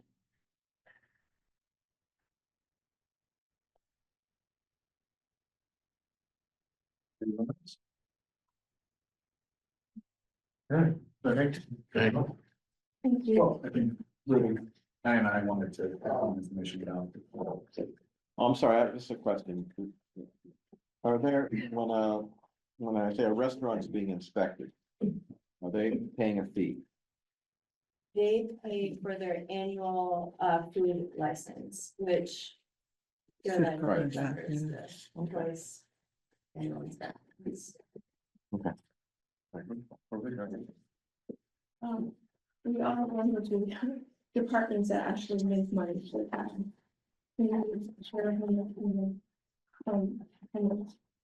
It ranges every year, but I think last year, I don't have the exact number, but it was around $50,000 that the health department took in for revenue. And this from the restaurant inspections, For all of the annual permits. all the different, all the permits. Your name and address. Chang, 253 Long Pond. And just to be clear, you didn't make money because you spent 147, so you took in money, but you didn't make money. Anything else, Ruby? Yes, I would like to request the select board as well as the finance to consider extra funding for water testing for the citizens of Housatonic. As you all know, that they are not going to get any kind of reprieve this spring and summer from the brown water. And people have been asking about water testing for their own personal health. And I think the town would have some spending to support the nuisance that and health concerns that we have for a good portion of the citizens in Housatonic. So I have given you a paper with a contract for 50 water testing for manganese and HAA5. And I would like the town to consider approving that funding so that if people wishes to be having their house water tested, they should have the ability from the Board of Health to do that, So is this a request from the Board of Health or from you? from the Board of Health. So one of the things I asked Chris tonight, because I don't know the answer, I'm not against this at all, is we do have money from the state legislature. Yeah. And I asked him to look into whether the money could be used for water testing, because if it can be, there's no sense of. Yeah, there's plenty of money left over. Yeah, there's plenty of money left over, so that'll be something we'll come back to. So Okay. for $4,750, you could get 50 water testing done, which is, I think, plenty. And Ruby, so could you just speak a little bit about what it is that would be tested and why do we feel that this is the right test, or do we have any other concerns about that water? Sure. So the water testing should be done in a correct way. So we would have to go and get the vials. And I believe either someone from the health department would have to go to their home, collect the water correctly, and bring it over to Lee, where Microbat with testing. This cost is significantly less than what if you were to do it individually, because this is a batched. Mhm. So basically, it's 50 tests for the whole town. And it's at a much lower cost than if you were to go individually and get testing done. And they would test for manganese and HAA5, so the two that are predominant contaminants that are in the drinking water at this point. So and that would pretty much cover it, or are there some other issues related to that water in Housatonic? Some other potential, components that could be questionable that we need to know about, or That will be up to the Mass DEP to follow up on, because they have requirements for HWW to be doing monthly testing and reporting to them. So we see that there are other contaminants found that was beyond these two, then we may have to add it on. But how did you arrive at those two? That's really my question. How did you determine these two are the major, Because most? historically, these are the two that They were- has been of concern. Okay, Over the right. past Gosh, several over years. now. Okay, so they have been identified as the major pollutants there. Okay, thank you. Question, so. I agree with Stevenson's, obviously I would support this. But to me, there's a lot of technical issues when you get into the testing, we're way above my pay grade, but. So you could test. I would say there's two categories, there's testing to. basically try to put the resident, the customer, resident Houstonic, if not at ease, just make them more aware as to the specific quality of their water in their house, and that's a very important. And then the question is, would these testing results also be used in some way in some potential litigation with respect with Houstonic Water Works? And then if that's the case, then it's much more important that the procedures and protocols of the testing adhere to some standards, which I'm not familiar with, but I would presume that the testing results may be very important for that litigation, but they could easily be contested by the other side's lawyers in a lawsuit. So all this is very technical. I don't know the answer, and I don't want to put you on the spot, but the testing is very important and a very good idea, but it's really important that we do it in a way where we get the full value of the results and particularly on the litigation side. Does that make sense? This is more for the information of our citizens. Okay. This is not for litigation, because there are many loopholes that you could think about. For example, different people have different pipes. Different people come from, could be testing at different times of the day. Yeah. So this is not designed to qualify for a laboratory or a survey of any kind. This is really for their own personal benefit. Okay, well, it's still obviously very important. I'm not minimizing that at all, but before we start that, I'd want to make sure we get that all straight. It sounds like you're on top of that. I think one of the big benefits here is for us to have our own data when it comes to this. We've been relying on this kind of waterworks tests throughout this whole process. So actually, giving peace of mind to customers, but also understanding exactly. Oh, I agree. I completely agree. It's just, We can use that, yeah. This that they this is to can, protect the citizens that live in our town. oh, clearly, yeah. We're all agreed. Yeah. It really is just for their information. Okay. I have a question. Can you, talk about microbac? What kind of a testing facility is this? What are their qualifications? Certainly, if, in recent history, or even not that recent, there are, places that do testing and they find out that they're not good. They're not, they're not certified, or. This is a very good question, and if you look on the Mass DEP website, they have specific certified laboratories that they recommend go to. And this is the one that's closest to us. Otherwise, it would be places in Boston, the eastern part of Massachusetts, or down in Connecticut, which would take us a much longer drive, and it would cost more just for mailing. Right, but this is qualified, yeah.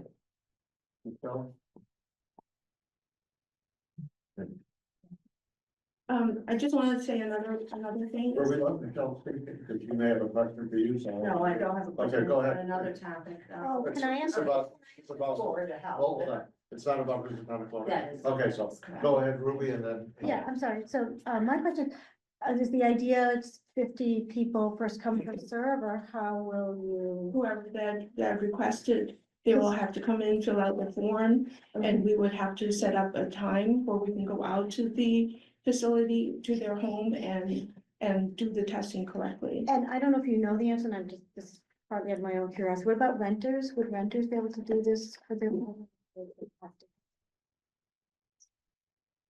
This will have to come as a policy, Okay, which we will have to draft. okay, After we get the money. I got it, okay. I'm not gonna waste a lot of time Yeah, no. drafting everything if we don't even have funding for it. Okay. I just wanted to let everyone know about another thing, is that the office supplies that the town gets, I think we've signed a policy that states that we want to get recycled products as much as possible, because the Mass DEP requires us to sign an agreement so that we could get extra funding at the end of the year from the DEP. So if we do certain sustainability requirements, then we get extra funding. I just wanted to let everybody be aware of that. So recycled paper may be a little bit higher in cost than regular paper. And I just wanted to make sure everybody is aware of that. Michelle, go ahead. Michelle Rivera, 70 Division Street. This has been bothering me since I read it in the Berkshire Edge. And now we're in budget season, and it was just said how the health department makes money for the town. There was a story in the Berkshire Edge, and I'll quote the article, that a number of food establishments, tobacco retailers, and lodging providers have not renewed their health department permits with the town.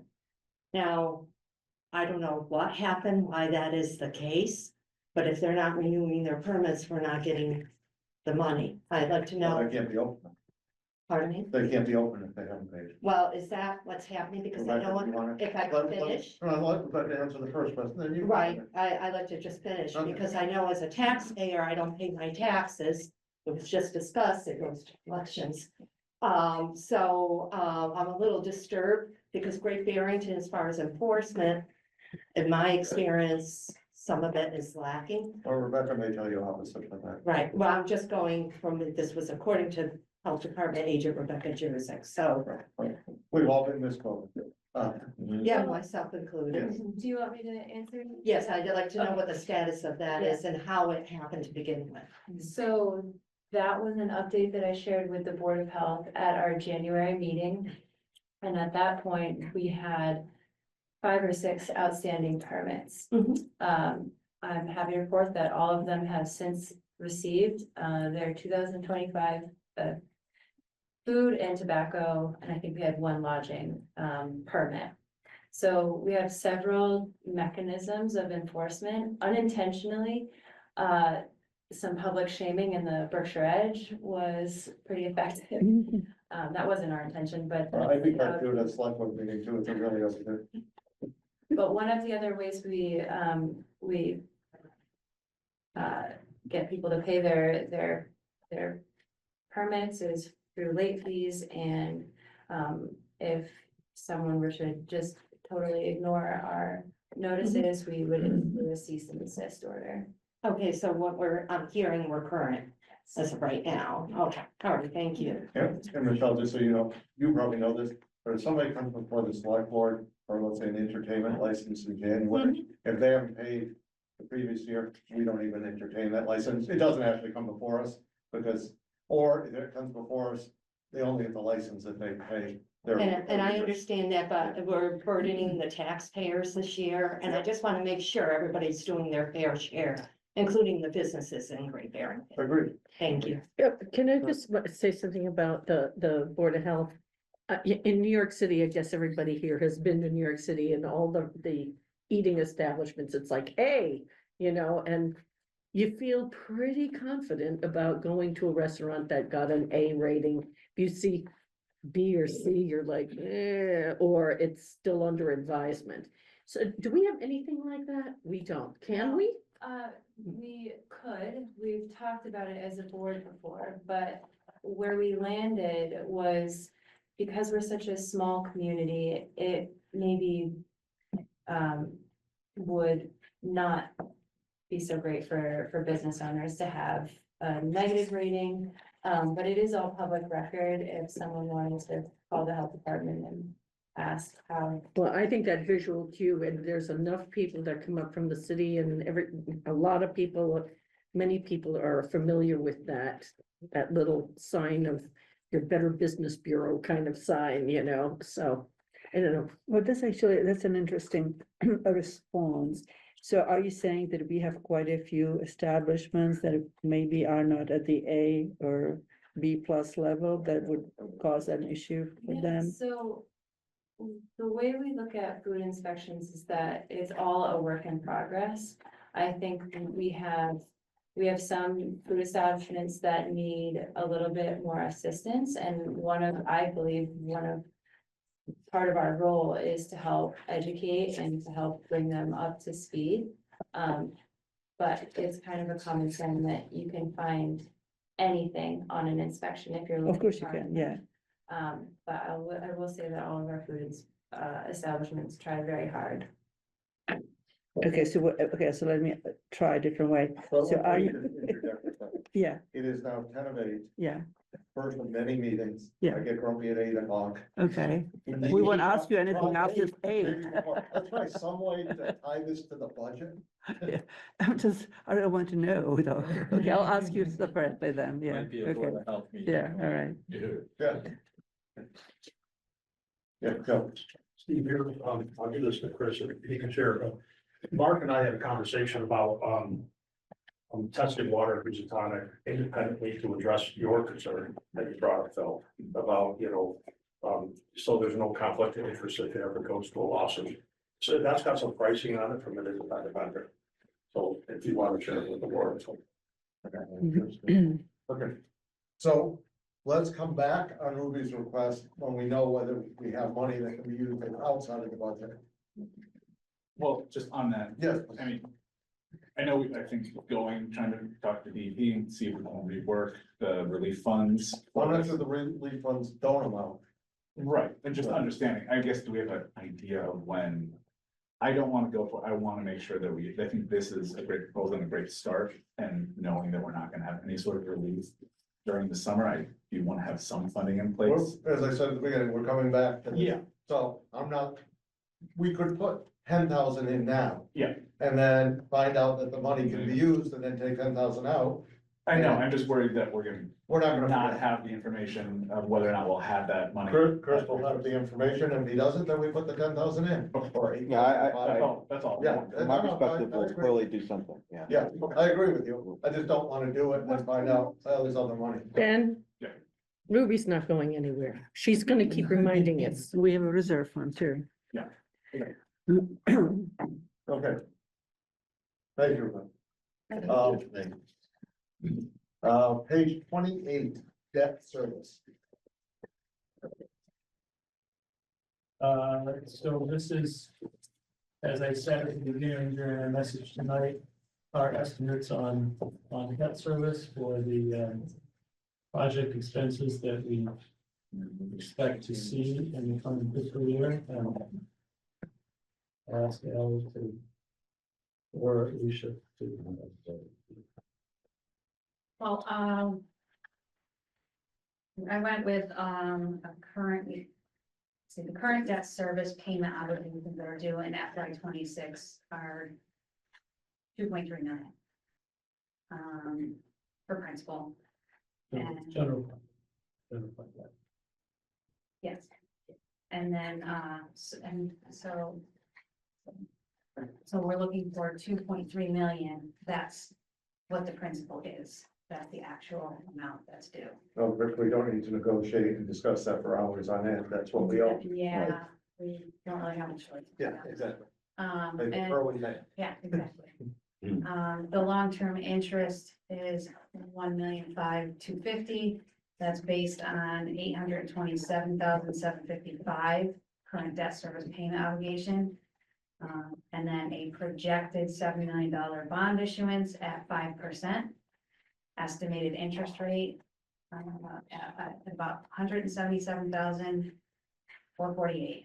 So that's what gets us to the 1,000,005.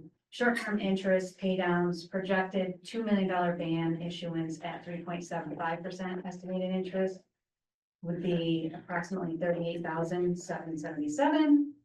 And potential debt service pay downs associated with band issuance. This is in the event that we roll a band rather than bond it. Basically depends on what the market looks like, and if it's cheaper for us to extend the short-term debt rather than to put it into long-term borrowing, we would probably have to do pay down. So we put in a little gap of 170,000 for that reason. The debt issuance costs are based on a $7 million bond and a $2 million band. Would be about $25,000. And you'll notice that in previous years, it's been zero. The year-end actual debt issuance cost has been zero. We receive bond premiums when we put them out to be bid on by the banks and institutions, and we receive bond premiums.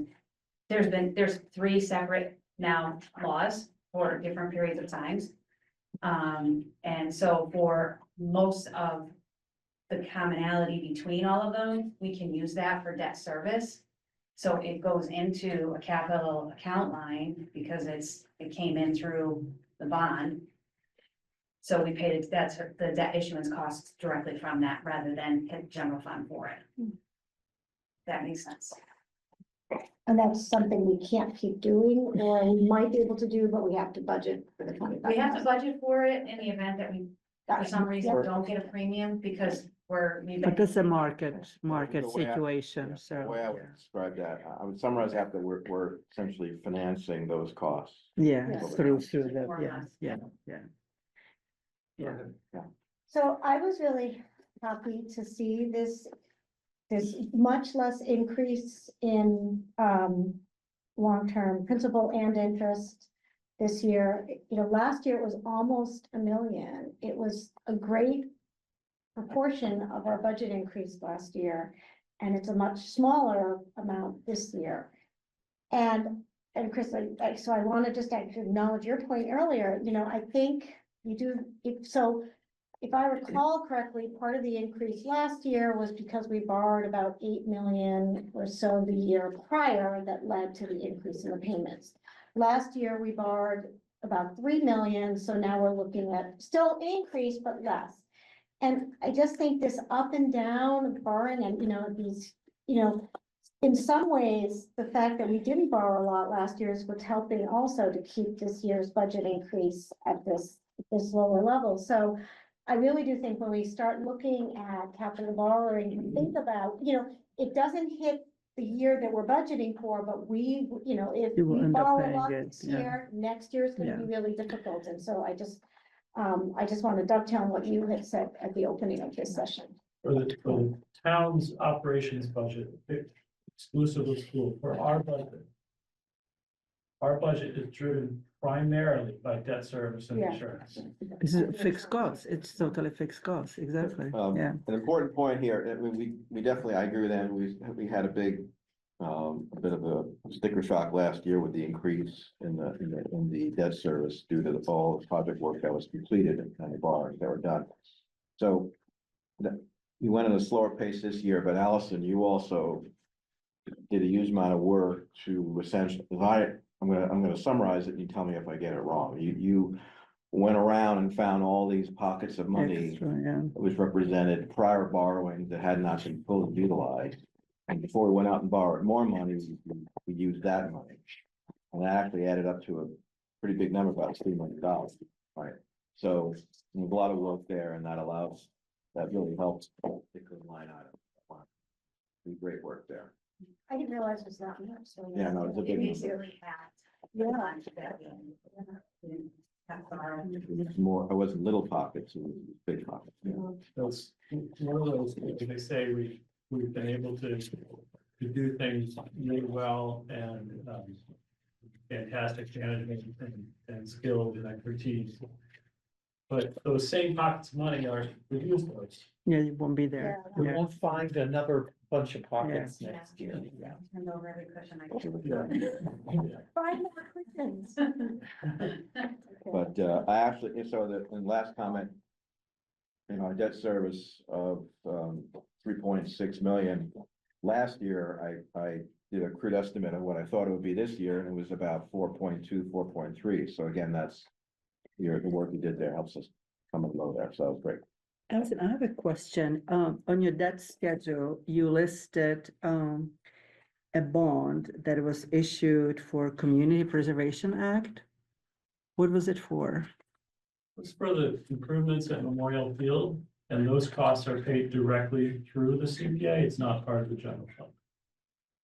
So let me make sure that I understand. So we collect taxes and we get some money from the state that go into the community preservation, whatever bucket. And we also issue a long-term debt. CPA allows a town by typical procedures at town meeting, 2/3 vote, to issue debt against that revenue stream, against the surcharge that the town Right. collects on the tax bills for CPA. We can issue debt against that revenue stream. That's what Memorial Field is. So what do you exactly mean by issuing against the revenue? Because if you have the revenue, you finance from the revenue. So what, That's what I mean. It's financed through the revenue. so why do you issue a debt then? Well, the cost of the project was $500,000. Yeah. That was not something that there's enough revenue in CPA for 1 year to write a check for $500,000. So instead, the town voted to say, let's spend $50,000 or $60,000 over a period of 15 years rather than finance $500,000 all at once. Okay, but what you are really saying is that you offset the debt that you issue from the future revenue from the Yeah. communication preservation. Yeah, Okay, all right. every year, you'll see a CPA allocation at town meeting to pay that. up. Okay, so you just basically, it's a matter of timing, really, what Right. you are doing. Well, Okay, yeah, yeah, okay. Yeah. Thank Well, it's you. all within, the way I look at it, it's all within the CPA committee and. No, I understand. I just want to their make sure that we are not getting, issuing a debt against, for something that we are actually collecting, taxes for. But now I understand it. It's just really what you The are saying general that. fund and the CPA fund are separate funds. Right. They live independently.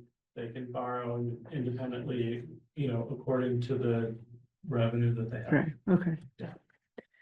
Anyone else? Page 29, retirement.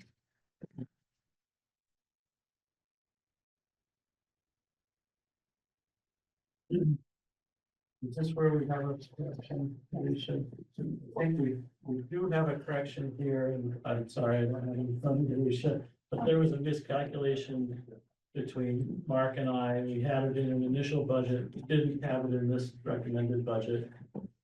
Can you refresh us? Yeah, so we need to add 34,100 to the retirement contribution line. I think Mark, just maybe, we got an allocation letter, an assessment letter from retirement, and then it somehow got back down to just the assessment amount, which there are other things funded out of that line that I think wasn't realized at the time. So there are contract obligations that come out of that line as well. So the revised number is 1,195,185.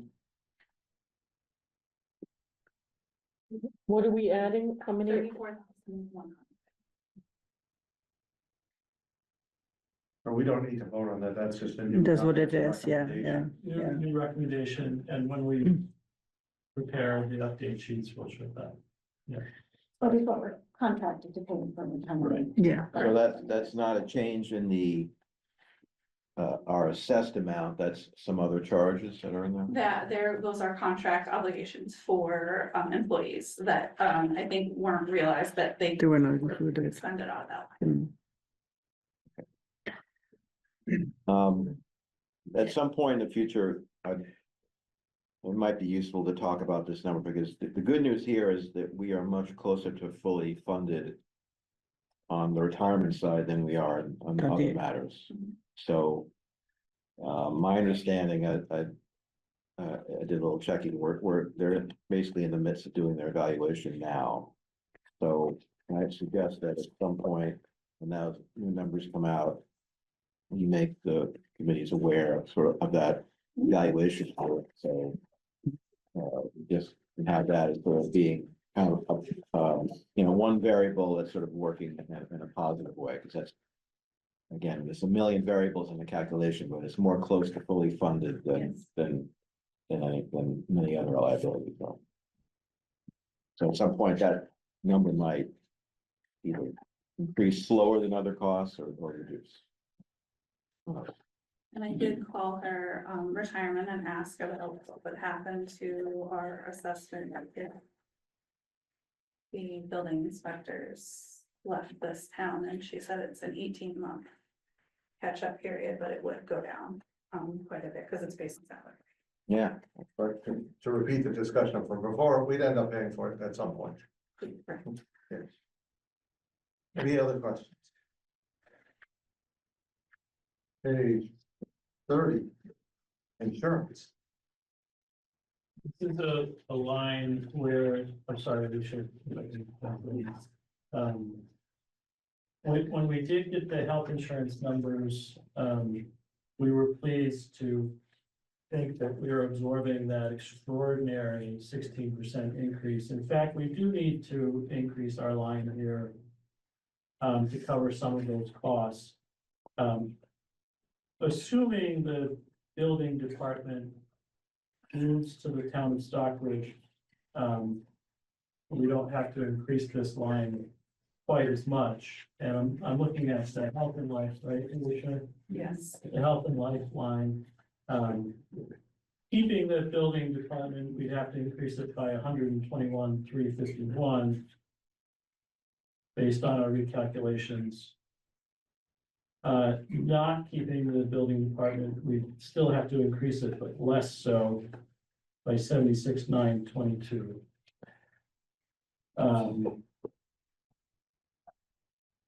I'm sorry about that. So that just put up- To tell you, Yeah, there's.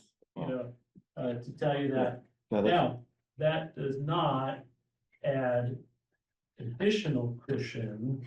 This is the line where generally the town would generate additional free cash. This is not, this is increasing it to cover costs. This is not increasing it to Yeah, so, add cushion. so there are a few moving pieces here, so you may need to want to come back to this one, and I appreciate the time, but, you know, historically, we've had this fairly large reserve in this line item, the difference between the actual health costs and the line item, and that's been another source of reserve. My understanding is we've essentially used that this year in our free cash calculation. So for the budget year, there's the open question of what is our best guesstimate of our true health insurance cost for this budget year, which is going to obviously moving around. There's some unknowns there. And then the question of, do we want to replenish that reserve and by what amount? So this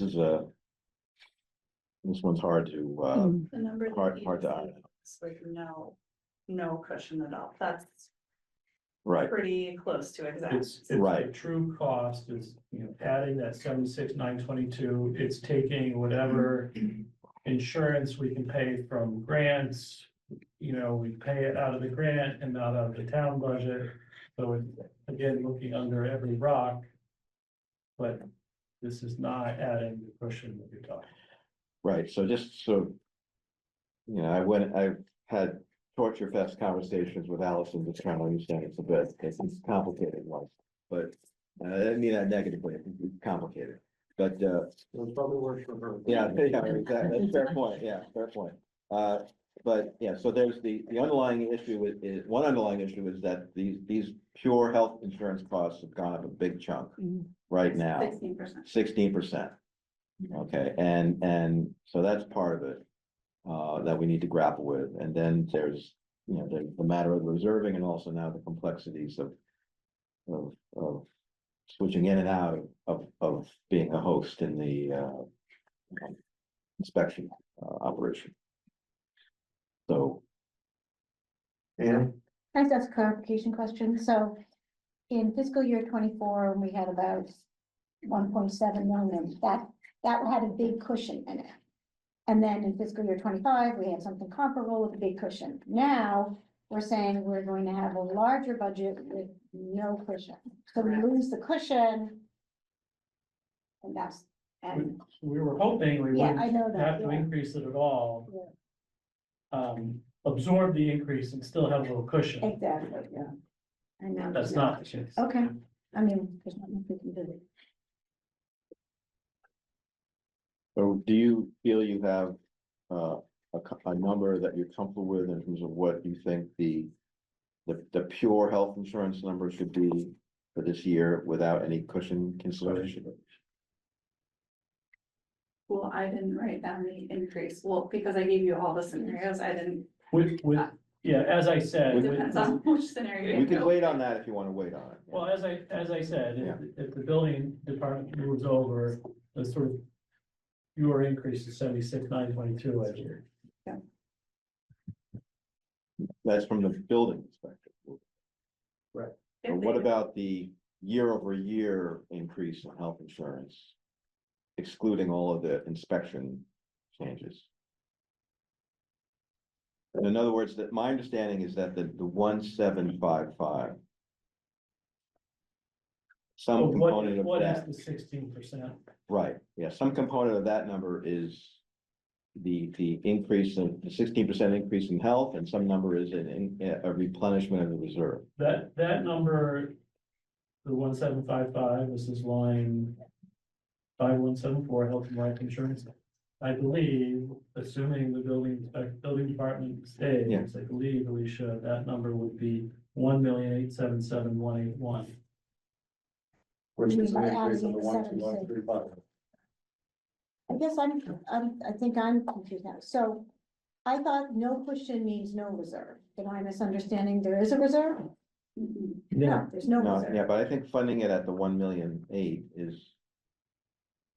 And if we wanted to It's sort of, taking care of our obligation, Yeah. our highest obligation, but it is not giving any reserve. And can insurance, so these are contracted rates, can insurance rates go up during the year? No, they can't, but we could have staffing changes or other things like that. Is Well, the retiree health insurance works on a calendar year instead of a fiscal year, so theirs could, so I did calculate a projected increase for retirees for 6 months of a 20% increase, because I don't know, theirs is on a calendar year, so I won't know that until November. Okay. Well, go ahead and come keep this to that, yeah. okay, no, I want to go through the. I want to just go through the math again, we don't have to do it. No, I think we need to clarify this. This is like one of the most important. No, it's a big number, I agree, Allison, I mean, in our exchanges, we've talked about a lower number. As for the solely health, only the health insurance line item. So if it's still moving around, that's okay, but I thought we were at more of a 1,000,005 number for just the health insurance. Yeah, no, we're at 1,700 now.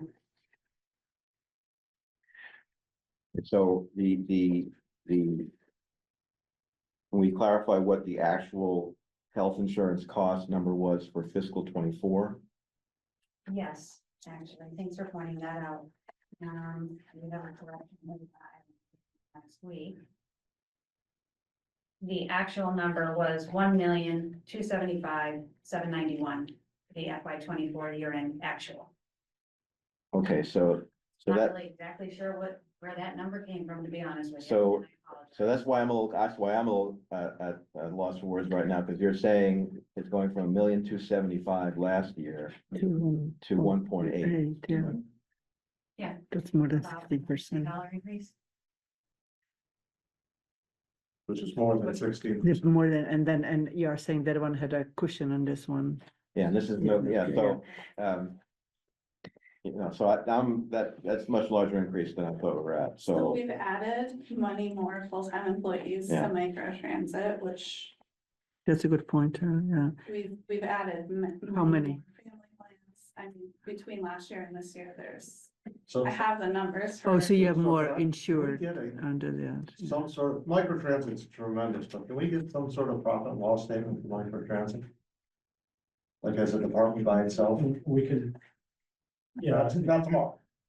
profit and loss statement, but we could. So I don't know, did we lose $1 million or did we make $1 million or did we break even? And these are some of those plans that can be charged against the grants for that. right, so. Yeah, so, yeah, I mean, It's terrific to keep expanding the program, it's a wonderful program, but there may be a point that we price ourselves out of existence because we can't afford it. right, so this is what it is, I'm not gonna question our decisions on staffing, but it's gone up by $500,000, right? As I understand, it's just 2 employees on the insurance, but we have to budget for. I only budgeted for 1 extra family plan and we have a 1 vacant position, full-time vacant. So let me ask this question, and it's gonna sound grouchy, but it's not. If Matt's department, the building, the chief decides to add a full-time fireman, he can't do it in the middle of the year. He barely can do it at budget time without begging. How does microtransit get to grow without us having any control over it? Yes, primarily grant funded. But the insurance is coming out of here. Right. But you said we can weave the insurance fees into the grant, so. Yeah, I was gonna say, why don't we have it covered by the grant? I think we're going to move forward. Yes. I mean, we should not be paying for that here. And I think there's gotta be some control. I'm not saying the staff's not doing a great job, but I think if we're talking finances for the town, that department can't be like, oh, we're not gonna talk about microtransit. It doesn't matter what is funded. Yeah. Yeah, that's Yeah. true, No yeah, matter how good it is and how Exactly. many people love it, yeah. and we wanna keep it, there's gotta be It has some to be controls there. over it Yeah, it's before not this fully happens. grant funded, I mean. Right. So, And why it is not included? Is there a reason or? It hasn't been, but it can be. Is that the answer? I don't know why it can't be. Someone would have to tell me why it couldn't be. It hasn't, it was not in FY24, it has not yet been. FY25. But it will be in this fiscal year? We can shift some costs now and we can shift FY26 costs. But I think even if We haven't you, received the grant. But even if you Even- shift the cost, I right, can say what yeah, you're gonna say. yeah, even if you don't totally. shift the cost, any of the burden comes outside of the grant, then Yeah. it should be within our budget. yeah, yeah, it is irrelevant how it's funded. It should be really, because you're right, it is really part of the town operations, so. The funding is a separate question. Yeah, I mean, if Yeah. we were guaranteed 100% was funded by a grant.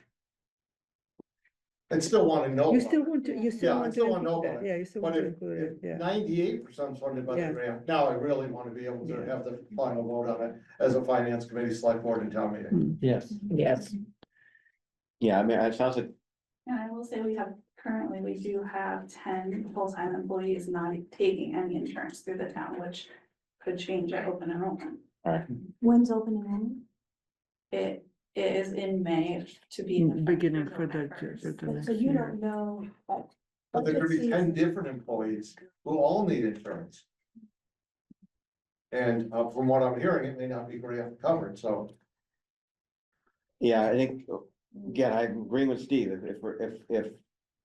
if there are hiring decisions being made outside of the town manager. And they're offering health insurance benefits, that's not the right way, that's not the way it should be working. Even if it's within the town manager, and this is not a criticism of any town manager or Chris or anybody else. If there's money involved that's going to be spent, that's not in our budget. You can't, I mean, first of all, we know at town meeting, you can't spend more than the bottom line that's been approved. And you just can't do that. But for the next year, it catches up to us. And now all of a sudden, while we have 10 more employees, 5 now decided to take insurance and you have no choice. So I think this has to be reined into our budget. I will say that out of the 10 employees, those that don't take any insurance, those are throughout town, not just micro. Oh, I see, Okay, 10 total. good. No, it's 10 total, Good, so. you really they- can't be worried. No, it's the whole town, but I'm just saying, like. Right, any There 10 of was those a could still year, pay. there was a year where Berkshire Medical Center kicked spouses off insurance, and on July 1st, I had to add like so many new plans. They gave a bonus to get off. On a follow-up basis, can you come back and tell us of this fairly dramatic increase in health insurance benefit? Can you break that down between increased number of employees versus just the percentage premium rates that were being charged? Or the type of programs, whether it's individual or family. I mean, I Yeah, have yeah, those yeah. numbers here, how Yeah. many are individual, how many are Right, family, how many What retirees are are. the increases there? Yeah, Oh, between last year and this year. yeah. Like as of June 30, I mean, it changes every month. Right, no, it's a moving As of target, June- so I don't want so, like as of June, you want me to do like June 30th, the previous year versus June 30th? That makes sense. Yeah, whatever- something like whatever that, information you have, so yeah. you break- Because Based this on number what has you already have. changed since I budgeted this, because there have been qualifying events. that Sure, I've- no, I know I know you can't Can't control that, and that, neither yeah. can we, and that's the way the So benefits you want the work, difference but between at last this, year. at big picture, so that we understand the budgeting a little better. break the number into two pieces. It's the number of people in the plan, be it employees or their families or whatever they like to do, versus just the pure increase in the rates that Berkshire Health Group is charging us per individual in the plan. And again, I'm sure I'm oversimplifying it, but hopefully that made sense. Any other questions on insurance? I'd also like to just point out that that includes life insurance, that's not just health insurance. Okay. One of the things, And we had a premium holiday last year, and we will not have one this Yeah, year, why didn't we have a premium holiday? Because we always seem to have that. was reserves and was, because they have almost zero reserves left.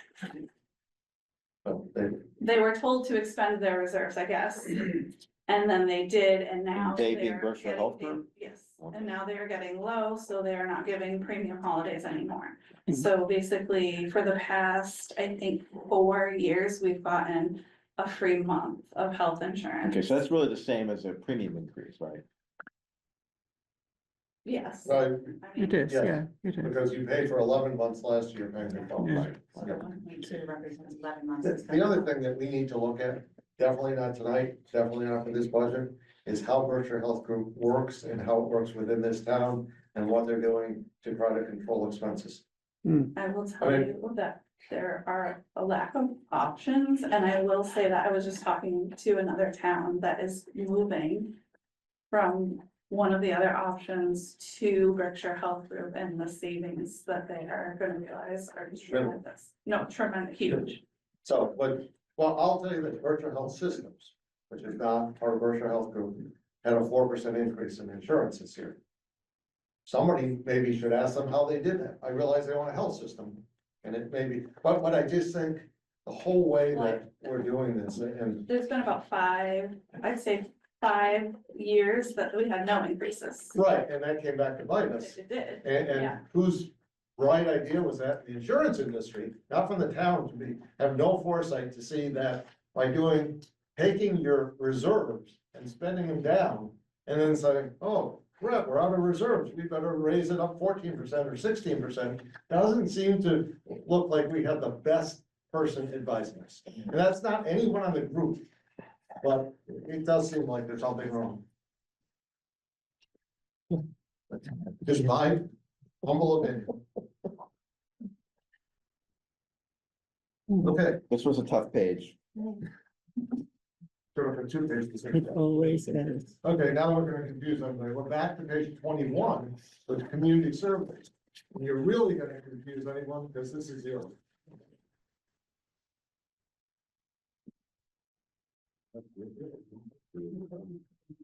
Yes, you can't cover it anymore. Unless we pass a hat around here. So what did we cut? Well, Last year. last year we cut it completely. We did. Yeah, I'm not sure why we need to keep this page in here anymore. If, unless somebody has the idea that we could start funding, I think it was 35,000 for community services. Which, the way the budget is, I don't know why we would want to do that, but it is here. So, and a lot of times, and it's late, so I won't go into this, it's a double tax for people. So I give $100 to a nonprofit and then I pay something out of my taxes to a nonprofit. Asked and answered. Yeah. Done. Yeah. Okay, moving ahead. Page 22, a little more in order. Council on Aging. Rather, 23, I'm sorry, Veterans. 23, Veterans Affairs.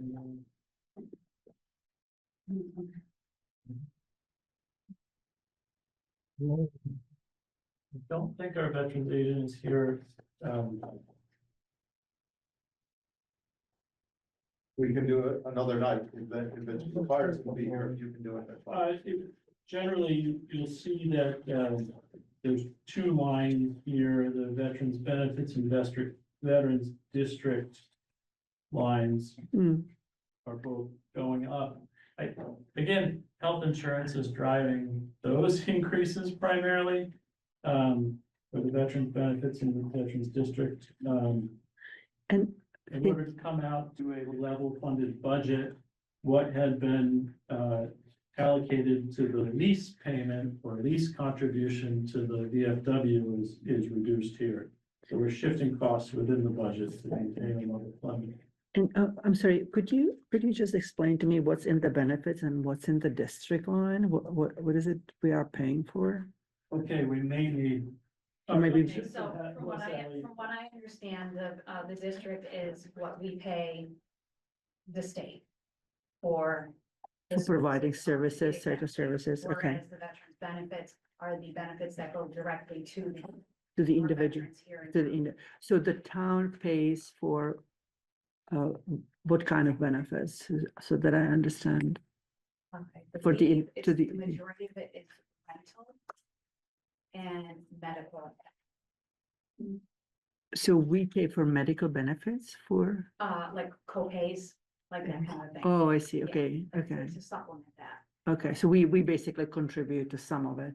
Yeah, It's not it's that we based are, on- because they have their own benefits, yeah. Right, it's based on a whole formula system, which is why we have to have the Oh, district. so it's pretty much, it's given to us what it is, okay. May I ask, what other options do Veterans Affairs have for paying the VFW lease? I believe we're required to pay the VFW. Not that we should do it anyways, but. But if Well, we're, we had put in extra money and in it, in other years, and I don't know if this is the bare minimum or what this is. I have no information for you on the VFW lease. so maybe we could table more discussion on this until we have It's someone. not provided to us, it's not exactly a transparent item to me. I think in the past it was raised on town meeting floor and it was kept there for a year. I mean, in past I'm years, not sure what that is. I'm sorry, in past years, an individual fellow at, his name I don't remember, which would join our meetings relatively late in the process and respectfully ask for money, and we provided that. One was Andy Morrow. Right. Who used to come in, and then, last year on the town meeting floor, Mr. Zuko. had. Right. So I would ask that as we go along here, that we get a little clarification on this and talk with the VFW and we'll see where we are. Yeah. Okay, moving ahead, boards and commissions, which would be in six, it's not. Yeah. Boards and commissions. Is your various boards and commissions line. See if any of our. Is there anybody online who wants to speak about boards and commissions? Historic district. There may be some representatives who wish to speak, you must raise your hand if you'd like to.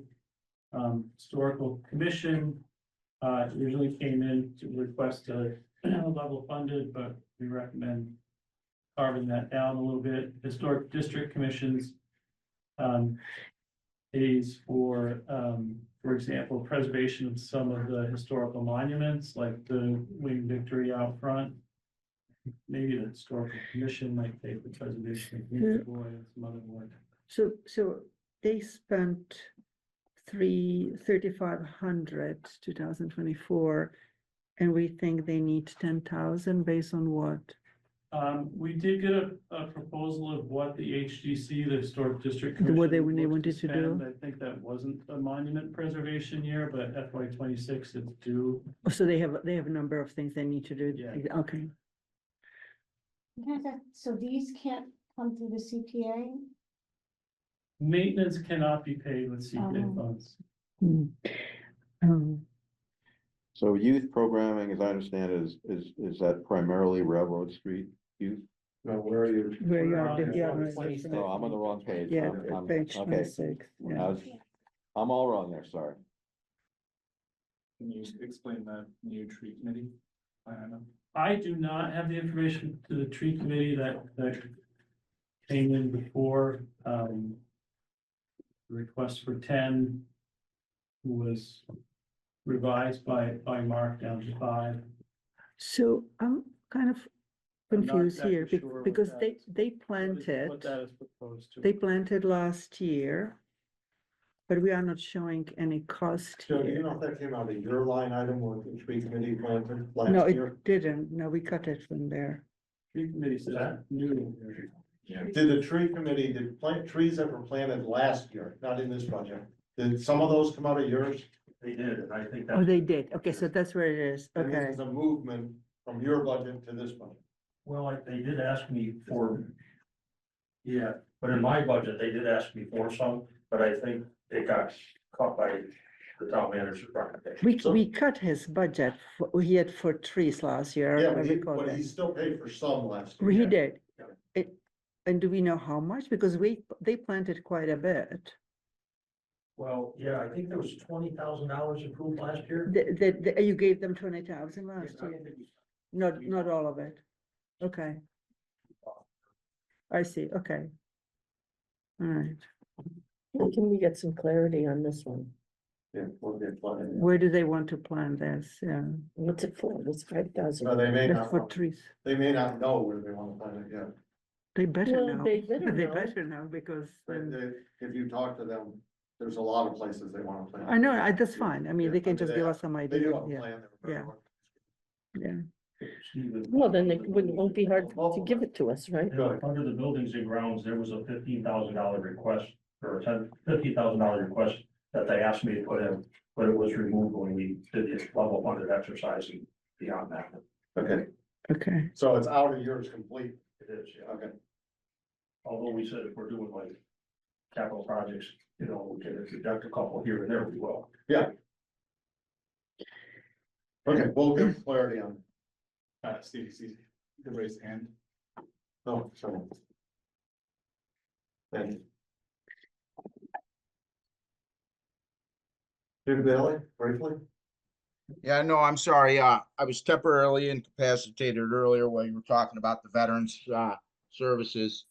For clarification, you guys are more than welcome to look up Massachusetts General Law, Chapter 40, Section 9, which should provide an explanation for the town providing space for veterans organizations. The other one, I believe, is Chapter 115, and that pertains to the VSO. Perfect. We will do both of those. Thanks, Jim. Okay. Celebration and events. Hold on, we're not. Vivian? Hi, I just noticed Name that, and address. can you hear me? Oh, Name and address, Yeah. please. Vivian Orlowski, Lakeview Road, Great Barrington. Thank you. I just noticed that the budget that we've managed on for about a dozen years now in the Agricultural Commission has not been recommended for continuing. It's, it's been approved by town meeting, and it's evolved over time to do a lot of different projects. And without food and gardening and agriculture, where are we going to be? So is there some reason why that was not approved? It's not in the town manager's recommended budget. We don't have any details on what that plan is, so I think we'd be interested to hear more. Yeah, we had due to my own impact from a tick, which comes from being out, gardening, on Lyme disease and anaplasmosis, plus Rocky Mountain spotted fever, which is in this area. I had to step down as chair after about almost 10 years.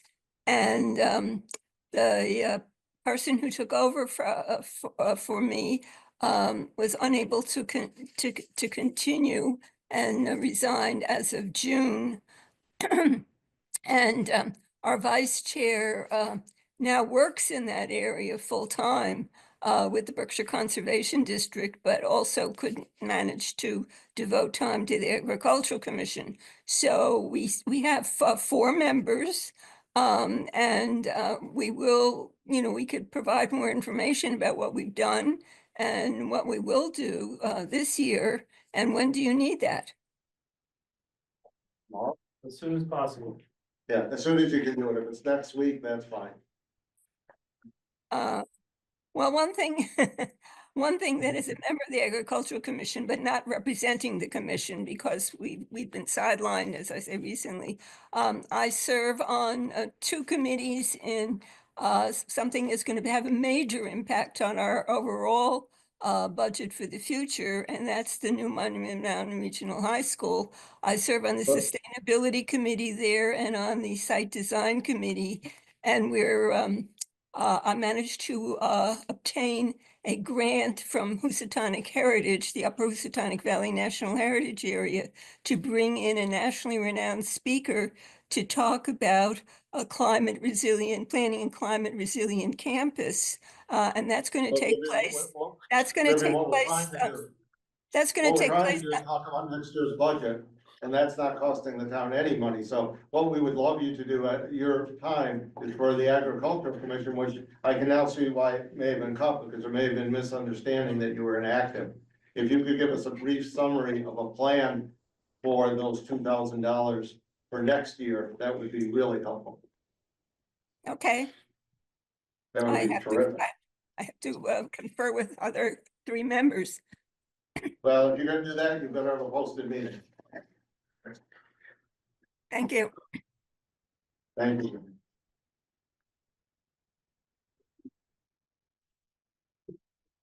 Okay, celebrations and events. Hey, May got it, 27th. 27.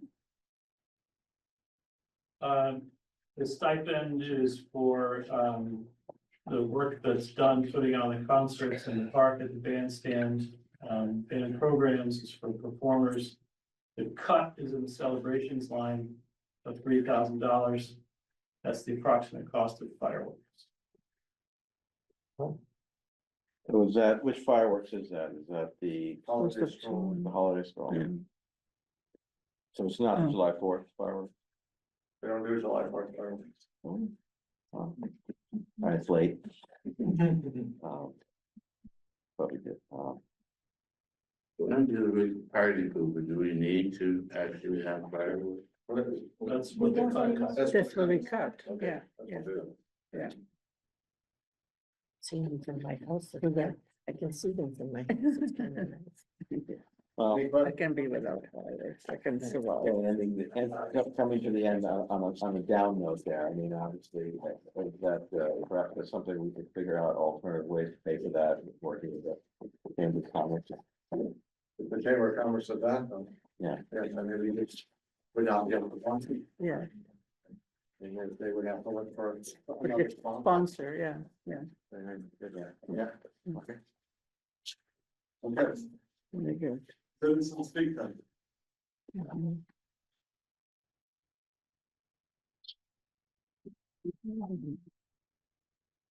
Immediately. Oh, sorry. Ah, Jim, go right ahead. James Bailey, Housatonic.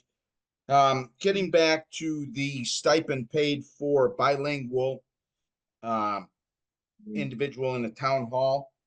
I think Yeah. that unless you were going to provide a translator for multiple languages, I don't see how you can legally, without being found discriminatory, just for one specific language.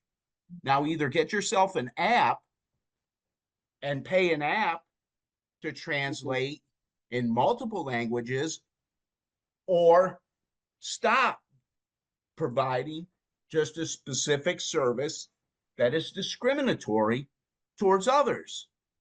I think that's ridiculous.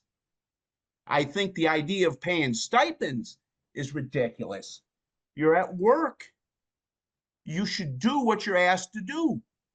If it includes speaking a different language, then that's your job.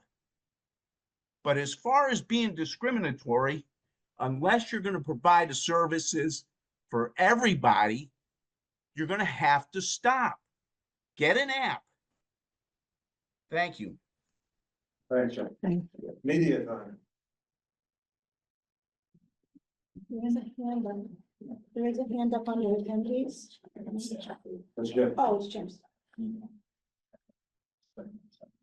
Unanimous consent, we are adjourned. Thank you very much.